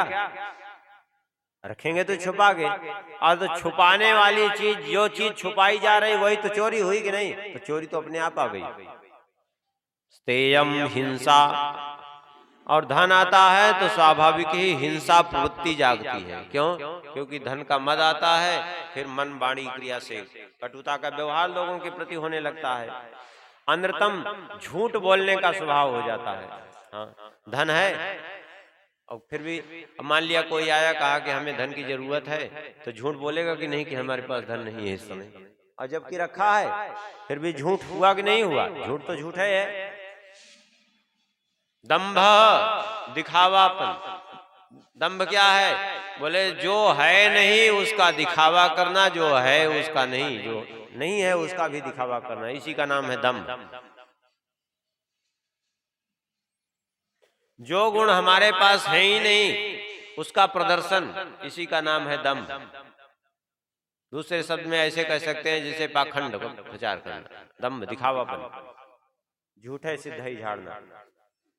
ऐसे इसमें इतने भी दंभ का आवरण ओढ़ना, यह है दंभ।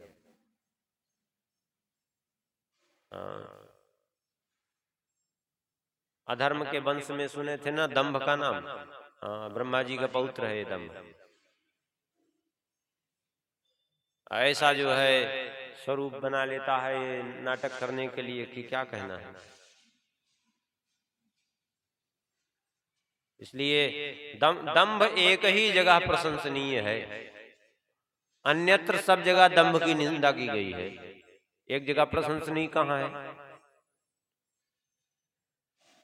भगवान का नाम, भगवान का नाम एक ऐसा है कि अगर दंभ पूर्वक भी लिया जाए तो वो कल्याण कर देगा, अन्यथा सब जगह दंभ की निंदा की गई है।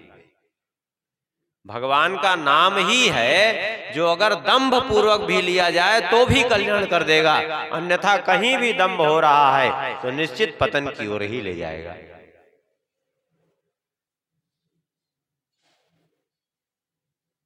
दंभ माने दिखावापन।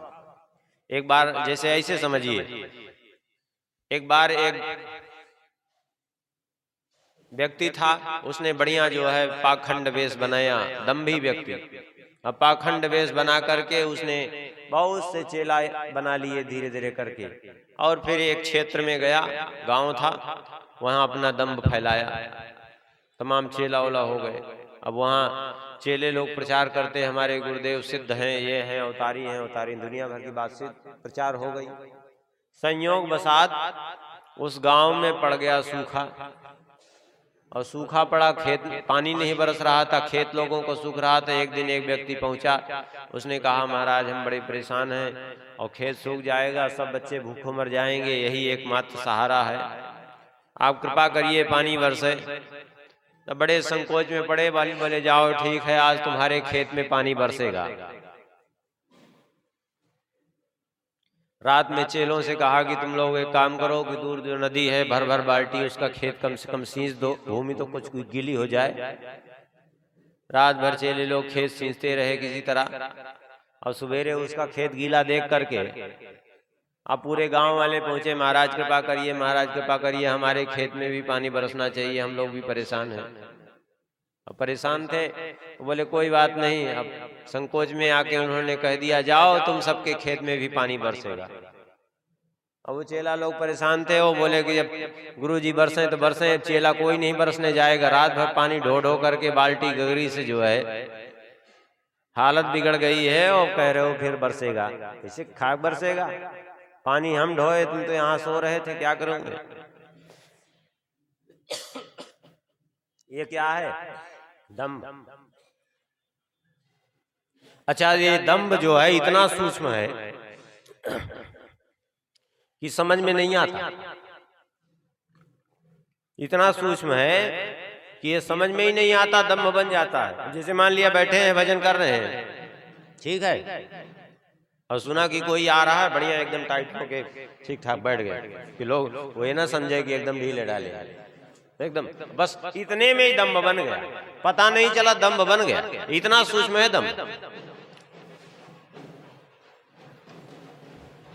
कामः क्रोधः स्मयो मदः, कहते हैं काम, क्रोध, गर्व, अहंकार और भेदो वैरम अविश्वास, भेद बुद्धि, बैर, अविश्वास और स्पर्धा की भावना और व्यसन, कहते हैं ये जो है एते पंचदशानर्था यर्थ मूल मता नृणाम, ये 15 अनर्थ हैं, ये धन के कारण ही होते हैं। इसलिए कहते हैं तस्मादनर्थमर्थाख्यम श्रेयोर्थी दूर तस्त्यजेत। इसलिए इनको अनर्थ मान करके कल्याणकारी पुरुष को चाहिए कि दूर से ही परित्याग कर दे इनका। सीधी बात यह है, अर्थ कहते ही उसको हैं जिसमें अनर्थ है, क्योंकि यहाँ ये कौन है आगे उतर गए,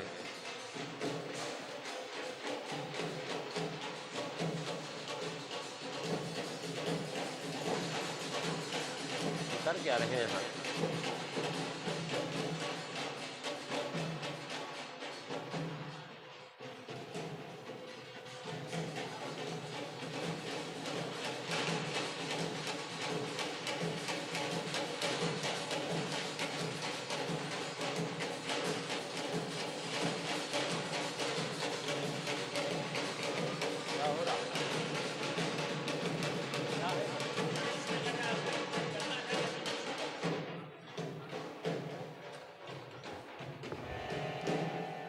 श्री सीताराम जी महाराज की। कहते हैं देखिए, अर्थ कहते हैं सीधा अनर्थ ही है। इसलिए यहाँ लोक में एक बड़ी विचित्र स्थिति है। संसार में, संसार की विचित्र स्थिति यह है कि जितनी भाषा है सब उल्टी प्रयोग की जाती है। उल्टे कैसे? आप ऐसे समझिए, अभी कोई दुकान बंद कर रहा हो दुकानदार, आप उससे जाके पूछिए कि क्या कर रहे हो, तो कहेगा दुकान बढ़ा रहे हैं। अरे बढ़ा रहे हो कि बंद कर रहे हो? वो कहेगा दुकान बढ़ा रहे हैं। ये उल्टी भाषा बोली ही जाती है संसार में। ऐसे अर्थ को अनर्थ, कबीरदास जी भी कहते हैं रंगी को नारंगी कहे, बने दूध को खोया। जो रंगीन है, रंग वाली है, उसको कहते हैं नारंगी, अर्थात बिना रंग की है। रंगी को नारंगी कहें और बने दूध को खोया। दूध औटा करके जब उसको तैयार कर दिया गया, बिल्कुल ठीक ठाक हो गया, तो कहते हैं खोया माने खराब हो गया ये। और चलती को गाड़ी कहें देख कबीरा रोया। और जो चल रही है, दौड़ रही है, उसको कहते हैं गाड़ी माने गाड़ दी गई है। यह है संसार की दशा। ऐसे ही ये अर्थ जो है, इसका नाम ही अर्थ है, लेकिन यह है अनर्थ। अर्थम अनर्थम भावे नित्यम नास्ति ततः सुख लेसा किंचित।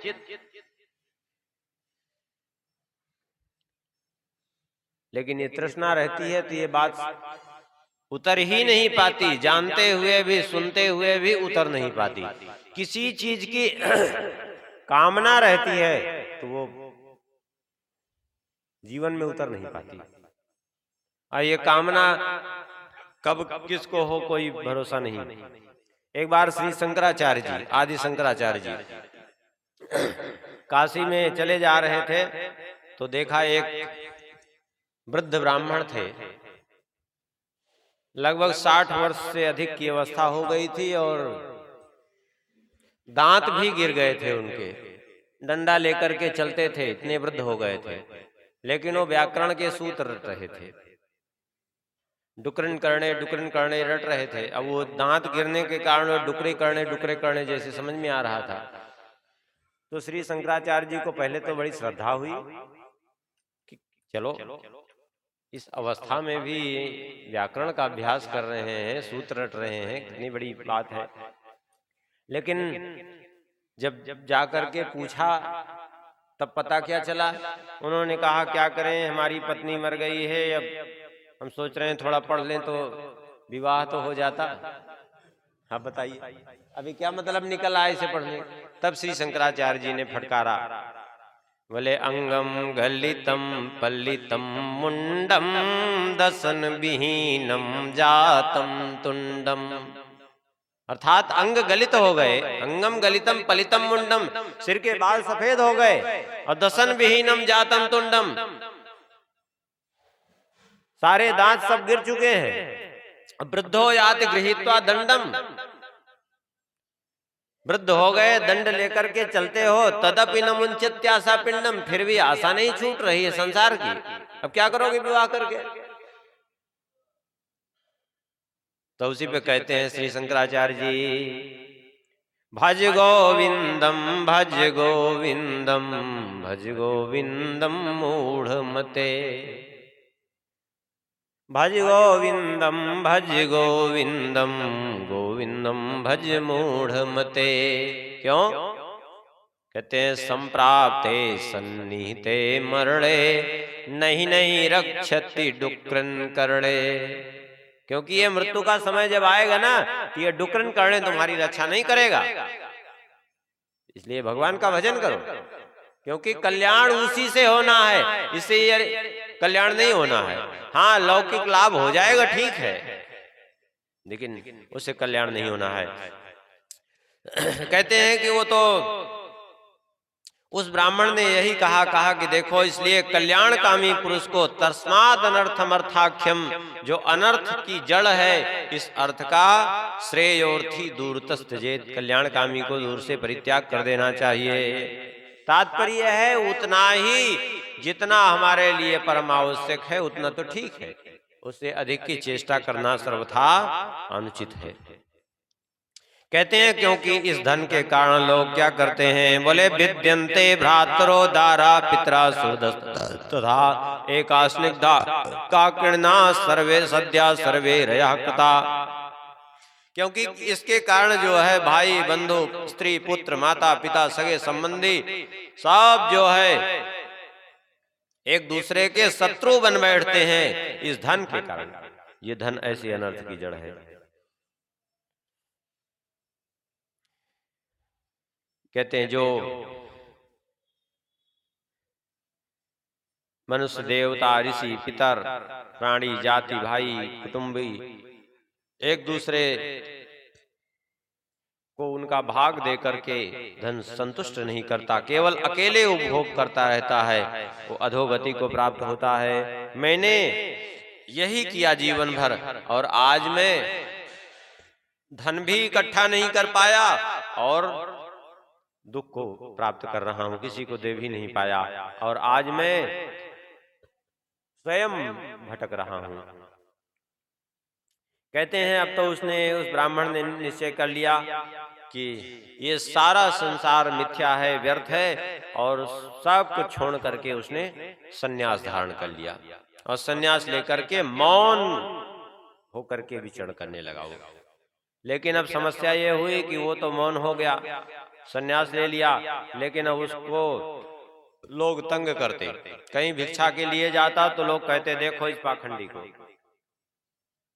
जिंदगी भर धन कमाया, कभी दूसरे को तो कुछ दिया नहीं, और आज जो है स्वयं भीख मांगने के लिए चला है।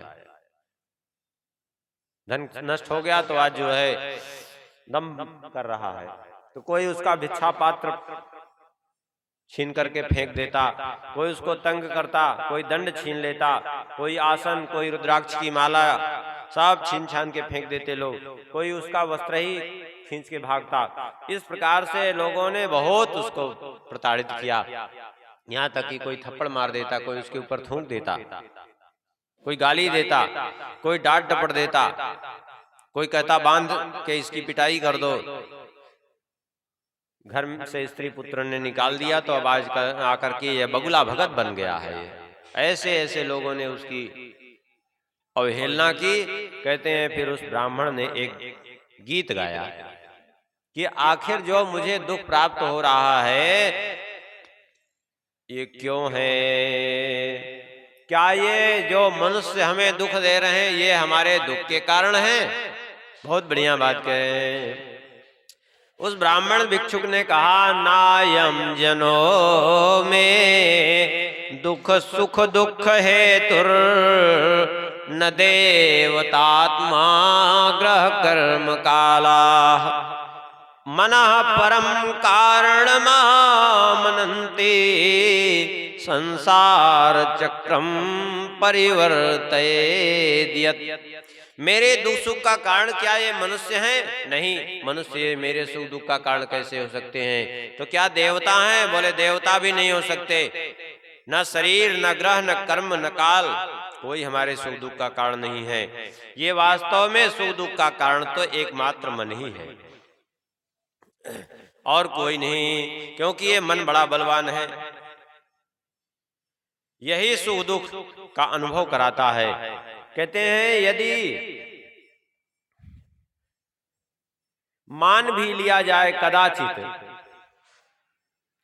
कि ये मनुष्य ही हमारे सुख दुख के कारण है, कदाचित यदि मान लिया जाए तो ये संभव कैसे हो सकता है? क्यों?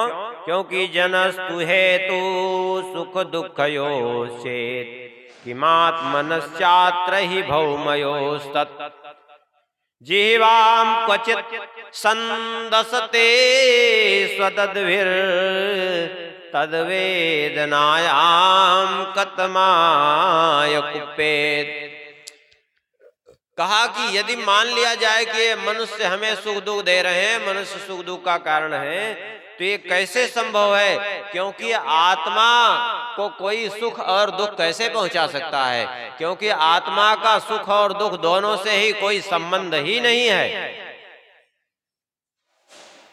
जब दोनों से उसका आत्मा का कोई संबंध नहीं है, ये मिट्टी का पांच भौतिक शरीर भला इससे सुख दुख का क्या लेना देना?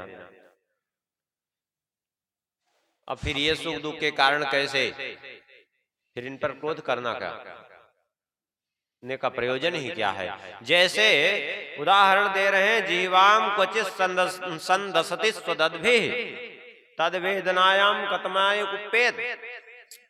जैसे भोजन करते समय अपनी ही जिह्वा अपने ही दांत से कट जाए तो क्या कोई दांत के ऊपर कुपित होता है क्या?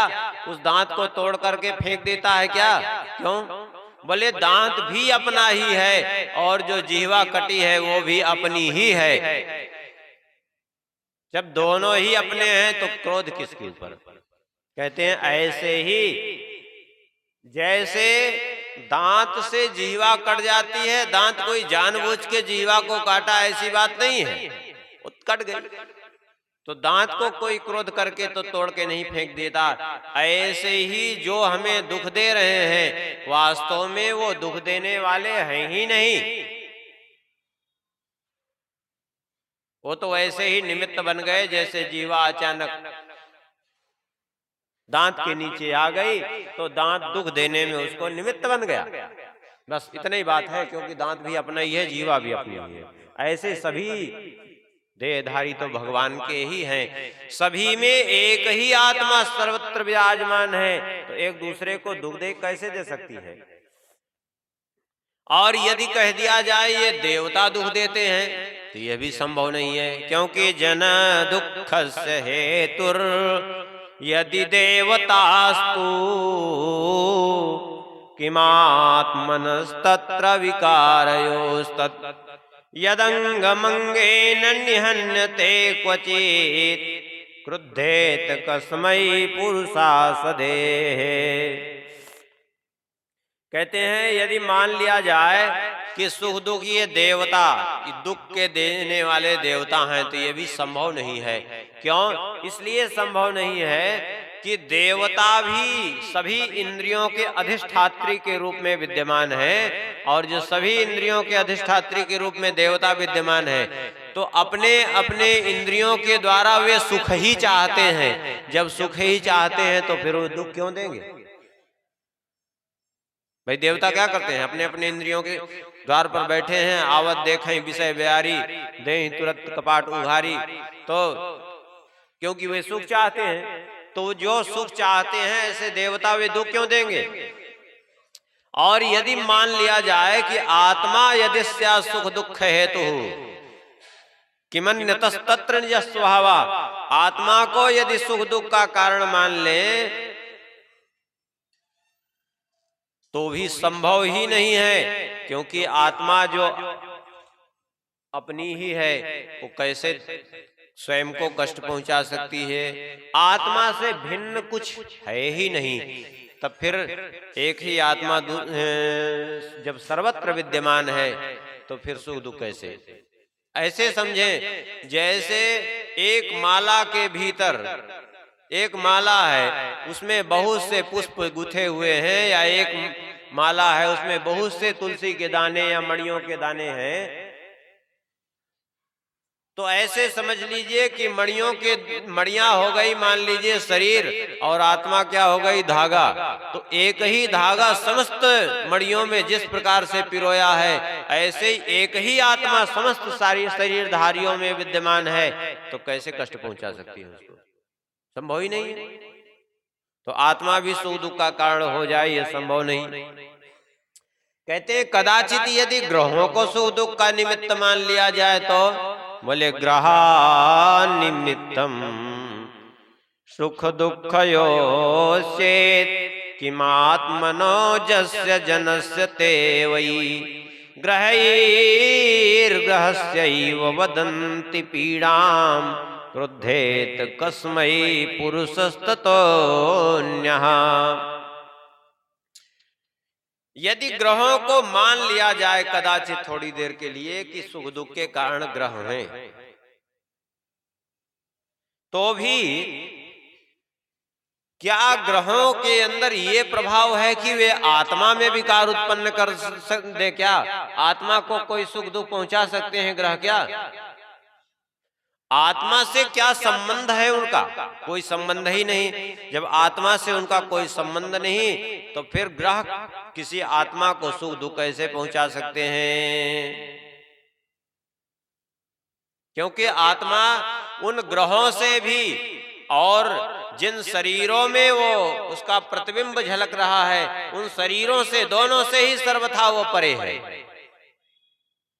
तब फिर न ग्रह न शरीर सुख दुख का कारण हो ही नहीं सकते हैं।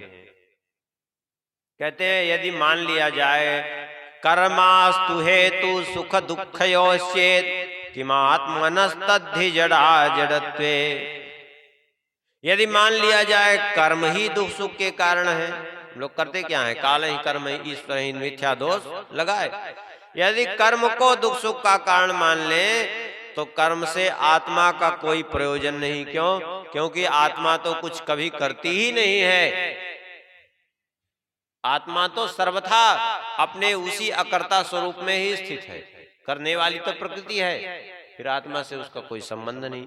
और जो आत्मा से संबंध नहीं तो फिर, और देह, बोले देह तो स्वाभाविक रूप से अचेतन है, वो आत्मा के कारण चैतन्याभास मात्र है, उसमें चैतन्य वो भी नहीं, चैतन्याभास मात्र है। तो फिर ऐसी स्थिति में आत्मा से भी उसका कोई संबंध नहीं है। और यदि कह दिया जाए कालस्तु हेतु दुख सुखयोश्चेत, ये समय ही दुख सुख का कारण है, तो समय का, काल का आत्मा पर कोई प्रभाव ही नहीं होता। समय कह दिया जाए, काल कह दिया, जो भी कह दिया जाए, वो शरीर को, ये पांच भौतिक चीजों को, इनमें परिवर्तन लाने की जरूर क्षमता है, लेकिन आत्मा तो अपरिवर्तनीय है। आत्मा तो परमात्मा का चिदंश, उस पर कैसे कोई प्रभाव काल का हो सकता है? इसलिए काल, अच्छा दूसरी दृष्टि से देखा जाए तो काल क्या है, बोले वो स्वयं आत्म स्वरूप है, तो वो दुख सुख का कारण कैसे हो सकता है? कहते हैं ये दुख सुख का कारण कुछ नहीं, ये केवल जो है हम अपने मन से जब ये मान लेते हैं कि इस चीज में हमें सुख मिलेगा तो हम सुख की अनुभूति करने लगते हैं, और ये मान लिया कि हमें इसमें दुख मिलेगा तो दुख की अनुभूति करने लगे। बस यही बात है और कुछ नहीं। हमारी कल्पना ही मन की सब सुख दुख की जननी है। जैसे उदाहरण के लिए, अब यहां से निकले, मान लिया सड़क पे गए, कुछ दूर जाने पर 2000 रुपए की नोट मिल गई, पूरी एक करेंसी गड्डी। प्रसन्न हुए, वाह 2 लाख रुपया मिला, आज तो भाग्य खुल गया। अब वो लेकर के चले आए, इतने प्रसन्न हैं कि वो 2 लाख रुपया के चक्कर में रात भर नींद नहीं आई, प्रसन्नता के मारे। इसलिए ये करेंगे, वो करेंगे, वो करेंगे। और सुबेरे जाकर के पहुंचे, बैंक में फार्म भर दिया जमा करने के लिए अपने खाते में। जैसे ही कैशियर को दिया, उसने कहा रुको, ये नोट सब नकली हैं, ये नोट नकली हैं। अब आपके पास एक नोट होती, 2 नोट होती तो हम मान लेते कि चलो आपके पास कहीं से मिल गई होगी, धोखे से मिल गई होगी, लेकिन पूरी 2000 रुपए की करेंसी गड्डी आपके पास मिली है। इसका मतलब क्या है? आप या तो नोट छापते हैं या किसी छापे खाने से आपका संबंध है। अब आपके ऊपर देशद्रोह का मुकदमा चलेगा, जेल जाना पड़ेगा आपको। बताइए कहां से आप ले आए पूरी ये करेंसी गड्डी 2000 रुपए की नकली नोट की? आप बताइए। अभी एक क्षण पहले जिस नोट से आप सुख को प्राप्त कर रहे थे, जिससे इतना फूल रहे थे, अब एक क्षण में वही नोट आपको दुख देने वाली हो गई। क्यों? अरे नोट तो पहले भी वही कागज का टुकड़ा, वो पहले भी था, अभी भी है, तब फिर ये सुख दुख कैसे? ये मन की कल्पना ही तो है। पहले हम उसको असली मान रहे थे, तो उससे हम ये कल्पना कर रहे थे कि इससे हमें बड़ा लाभ होगा, तो सुख प्राप्त हो रहा था। अब हम उसको नकली जानते ही ये पता चला कि अब ये हमारे लिए मुसीबत बन सकती है, फंस सकते हैं, तो हमें दुख प्राप्त हो रहा है। तो वास्तव में सुख दुख उस नोट से नहीं, अपने मन की भावना से प्राप्त हो रहा है। भगवान कहते हैं, उद्धव जी उस ब्राह्मण का धन क्या नष्ट हुआ, उसका सारा जो है जीवन ही बदल गया, उसका सारा क्लेश ही दूर हो गया। क्योंकि क्लेश तो मन की भावना की बात होती है, क्लेश शरीर की अवस्था का कोई उससे संबंध नहीं है। हम मन से क्या सोच रहे हैं, मन में हमारे क्या है, ये महत्वपूर्ण है। कहते हैं कि वो इस प्रकार से उस ब्राह्मण का कष्ट दूर हो गया और सारे संसार से वो उपरत होकर के अपने मन को भगवान में लगा करके मुक्त हो गया। भगवान कहते हैं बस यही है उद्धव जी, ये संसार की यही दशा है। संसार में कहीं आसक्त न होकर के अपने मन को एकमात्र भगवान में लगा दे। वास्तव में न कोई अपना है, न पराया है, न कोई सुख देने वाला है, न दुख देने वाला। सब ये सुख दुख हमारे ही मन के विकार हैं। इस प्रकार से यदि हो जाएगा तो इस संसार से मुक्त हो जाएगा। भगवान कहते हैं, हे उद्धव जी, तपस्या, योग, संन्यास के द्वारा महर्लोक, जनलोक, तपलोक, सत्यलोक आदि उत्तम लोकों की प्राप्ति होती है। किंतु जो भक्ति योग के मार्ग पर चलते हैं उनको मेरे उस परम धाम की प्राप्ति होती है जिससे फिर कभी उनका पतन होता नहीं है।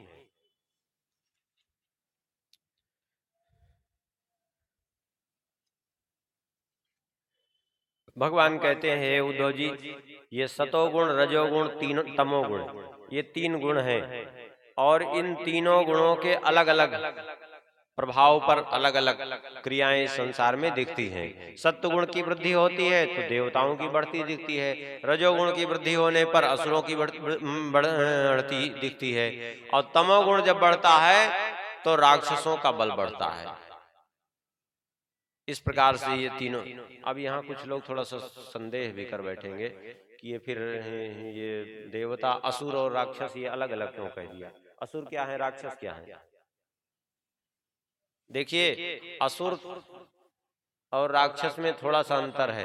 असुर राक्षस से कुछ श्रेष्ठ होते हैं। असुर उनको कहते हैं जो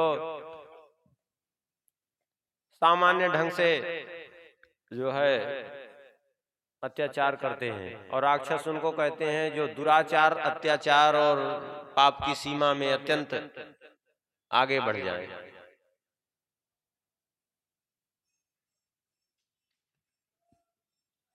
कहते हैं, उद्धव जी, हम आपको एक इतिहास और सुना रहे हैं। एक बार की बात है, पुरुरवा। पुरुरवा का पूर्व में श्रवण किए हैं ना? सुद्दुम्न के पुत्र थे पुरुरवा, जो सुद्दुम्न इला के रूप में परिणित हो गए थे स्त्री रूप में, तो बुद्ध के साथ विवाह हुआ तो उनके पुत्र हुए पुरुरवा। कहते हैं पुरुरवा चक्रवर्ती सम्राट थे और उर्वशी के साथ उनका विवाह हुआ। बाद में उर्वशी जब छोड़ के चली गई तो बड़े दुखी हुए और उर्वशी के वियोग में भटकते रहे इधर उधर।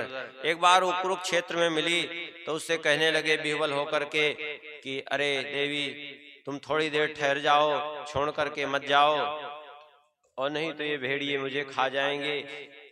उसने कहा कि तुम व्यर्थ में दुखी हो रहे हो, कहीं सचमुच तुम्हें भेड़िए न खा जाएं। संसार में कोई किसी का नहीं है और जिस स्त्री के प्रति तुम्हारी आसक्ति है, स्त्री किसी की नहीं होती। इस प्रकार से उसने फटकारा है। बाद में जो है, जब पुरुरवा को वैराग्य हुआ है कुछ वर्षों बाद, तो पुरुरवा ने एक बहुत बढ़िया सुंदर जो है अपना उद्गार प्रकट किया है। क्या कहा? बोले, अहो मे मोह विस्तारः काम कस्मल चेतसः देव्या गृहीत कंठस्य नायो खंडाय में स्मृता। उस पुरुरवा ने कहा, हाय हाय, कितने बड़े दुख की बात है, मेरी मूर्खता तो देखो, मेरी मूर्खता तो देखो। काम वासना ने मेरे चित्त को इतना कलुषित कर दिया कि उर्वशी के कारण में कितना वर्ष व्यर्थ में मैंने व्यतीत कर दिया, हमें पता ही नहीं चला। मुझे इस प्रकार से इसने लूटा कि कब सूर्योदय होता रहा, कब सूर्यास्त होता रहा, इसका भी मुझे भान नहीं रहा। दिन पर दिन बीतते चले गए। मैं इतना मोह में पड़ गया कि अहो में आत्म सम्मोह एनात्मायोसितां कृतः क्रीड़ा मृगश्चक्रवर्ती नरदेव शिखामणि। कहा, मेरे मन में इतना मोह बढ़ गया कि कहां तो मैं चक्रवर्ती सम्राट, और चक्रवर्ती सम्राट होने के बाद भी मैं क्या बन करके रह गया? बोले, स्त्रियों का क्रीड़ा मृग, एक खिलौना बन करके रह गया मैं। स्त्रियों का क्रीड़ा मृग बन करके मैं रह गया। आखिर में मेरे उस बल और उसको उस पद प्रतिष्ठा को क्या लाभ, धिक्कार है उसको। क्योंकि किम विद्या किम तपसा किम त्वा त्यागे न श्रुते नमा किम विविक्तेन मौनेन स्त्रीभिर्यस्य मनोहृतम। पुरुरवा ने कहा ऐसी विद्या किस काम की, ऐसी तपस्या, त्याग, वेदाध्ययन आखिर किस काम का, एकांत सेवन, मौन, ये सब किस काम का। यदि स्त्री भी यस्य मनोहृतम, यदि स्त्री ने ही मन को हरण कर लिया तो फिर सब का सब व्यर्थ हो गया, अर्थात किसी काम का नहीं। क्योंकि सब कुछ जब मन ही उसने हरण कर लिया तो सारा का सारा तो सब मिट्टी में मिल गया। हमारे किसी कर्म का कोई लाभ कुछ समझ में आया ही नहीं। और देखो तो स्वार्थस्या को विदम धिंगमाम मूर्खम पंडित मानिनम यो हमीश्वरताम प्राप्य स्त्रीभिर्खो गोखरवज्जिता। कहा कि मुझे तो देखो मैं इतना अज्ञानी बना रहा कि हानि लाभ को कुछ न समझते हुए केवल अपने को बड़ा पंडित मानता रहा, विद्वान मानता रहा, बुद्धिमान मानता रहा। अरे धिक्कार है ऐसी बुद्धि को,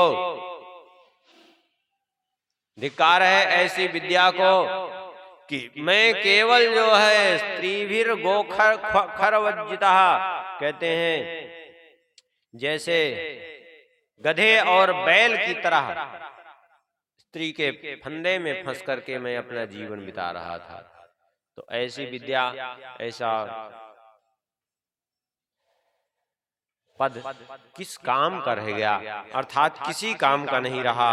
मेरे चित्त को ही उसने ऐसा जो है मलिन कर दिया अपने सौंदर्य के मोह में कि इस शरीर को, जो कि ये शरीर है क्या, कहते क्वायम मलीयसः कायो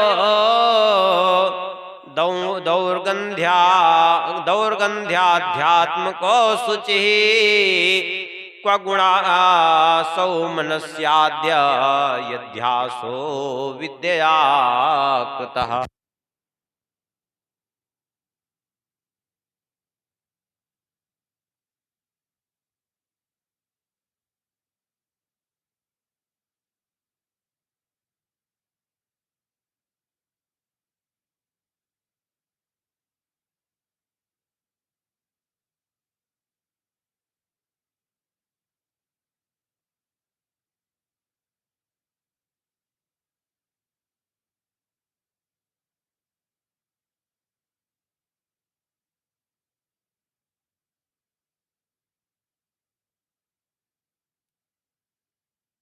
सीताराम जय सीताराम। श्री सीताराम चंद्र भगवान की जय। कहते हैं ये कहा तो अत्यंत मलिन देह, अपवित्र देह, जिसमें मलमूत्र ही भरा हुआ है, मलमूत्र का एक पिंड ही है, दुर्गंध का स्थान है। और इसमें मैं गुण ढूंढता रहा, इस शरीर में मैं सुख ढूंढता रहा, इसमें सुगंध ढूंढता रहा। तो फिर मतलब क्या निकला? बोले ये तो ऐसे ही है जैसे कि कोई मलमूत्र का कीड़ा, मलमूत्र में रमने वाला कीड़ा उस मलमूत्र में ही सुख ढूंढता है। ऐसे मैं भी यदि इसी मलमूत्र के शरीर में सुख ढूंढता रहा तो कहते हैं तंगमान सुरध्रस्नायो मेदो मज्जास्थ्य संहतौ विणमूत्र पुए रमताम कृमीणाम कियदंतरम। तो फिर मुझ में और उस मलमूत्र के कीड़े में फिर अंतर ही क्या रह गया? क्योंकि वो मलमूत्र का कीड़ा होकर के भी मलमूत्र में ही सुख ढूंढ रहा है, और हम भी इस मलमूत्र के पिंड के में, इस शरीर में ही सुख ढूंढ रहे हैं। तो हम दोनों में अंतर ही क्या रहा? अरे हम तो उससे भी गए गुजरे हो गए, क्योंकि उसको तो सहज वही वृत्ति प्राप्त है, और हम मनुष्य शरीर पा करके भी उसी में ढूंढते रहे सुख। तुम्हें मतलब क्या निकला? यही बात कह रहे हैं ये पूर्वा। इसमें सुख ढूंढते हैं, इसी में न जाने कितनी कैसी कैसी कल्पना कर देते हैं।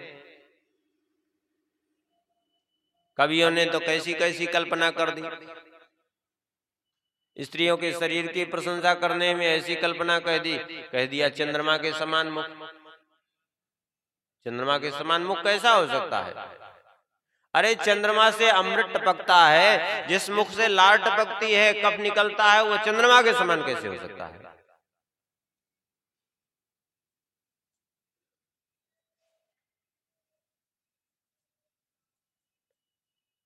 लेकिन कल्पना लोगों ने की, और उसी कल्पना को सत्य मानते हैं लोग।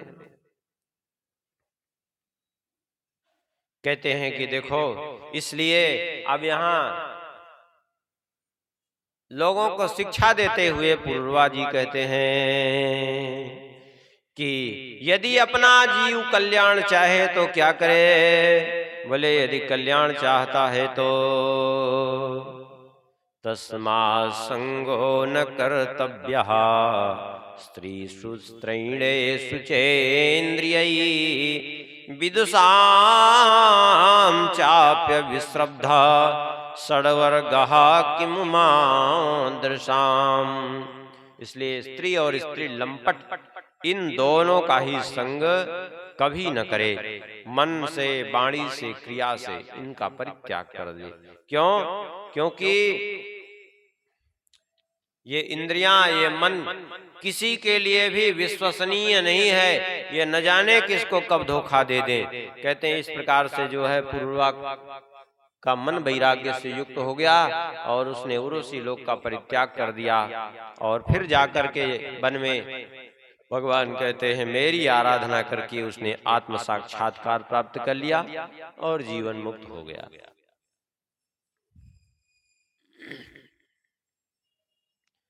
भगवान कहते हैं क्योंकि भक्तिम लब्धवतः साधो किमन्नत अवशिष्यते।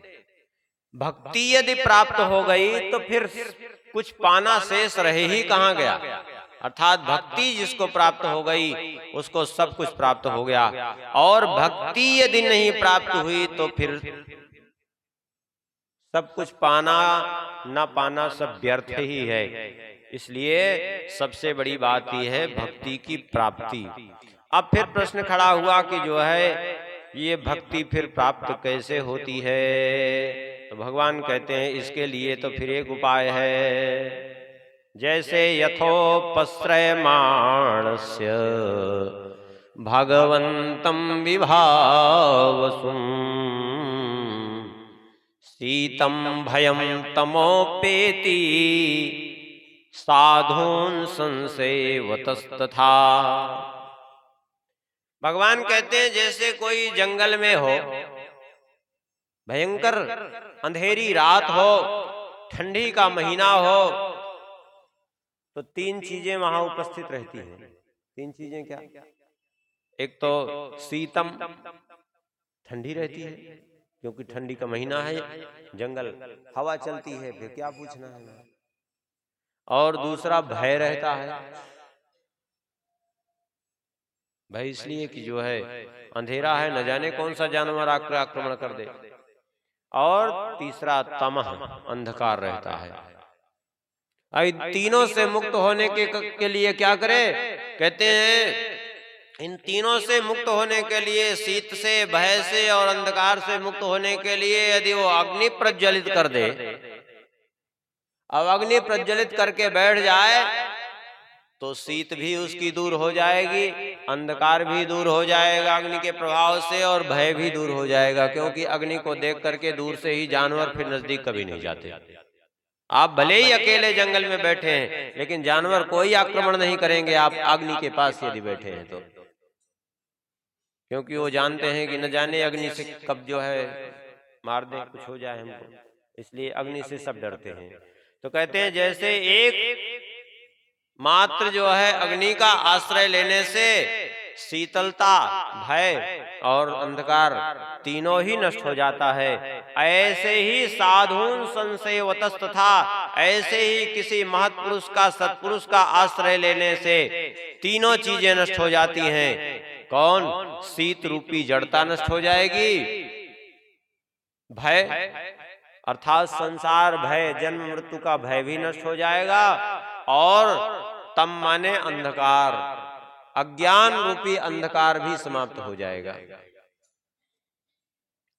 कहते हैं जिस प्रकार से अग्नि ये तीनों को नष्ट करते हैं, ऐसे जो साधु जन हैं वे इन तीनों को नष्ट कर देते हैं। कर्म की जड़ता, संसार भय और अज्ञान सर्वथा निवृत्त हो जाता है। इसलिए एकमात्र कहते हैं जो ब्रह्मवेत्ता शांत संत जन हैं वे क्या कैसे हैं? बोले नौर दृढ़े वापसु मज्जताम, वे इस संसार सागर को पार करने के लिए नौका हैं।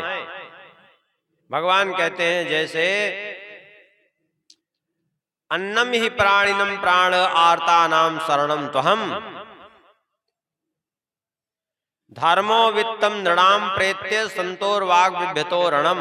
भगवान कहते हैं जैसे प्राणियों के प्राण की रक्षा अन्न से होती है और दीन दुखियों का रक्षक मैं हूं, ऐसे ही परलोक में यदि कोई एक रक्षक है तो वो धर्म है।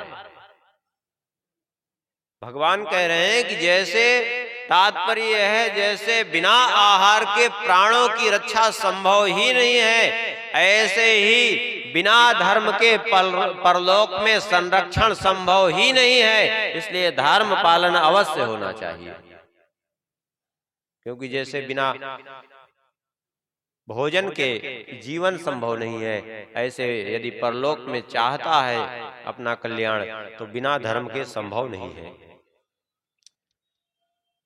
संतो दिशंति चक्षुंसी बहिर्का समुत्थिता, देवता बांधवा संता संत आत्मा हमेव चा। भगवान कहते हैं कि हे उद्धव जी, संत क्या करते हैं? बोले नेत्र प्रदान करते हैं। जैसे सूर्य देव उदय होकर के नेत्र प्रदान करते हैं, नेत्र तो हैं लेकिन बिना सूर्य के ये नेत्र देखने में समर्थ नहीं है।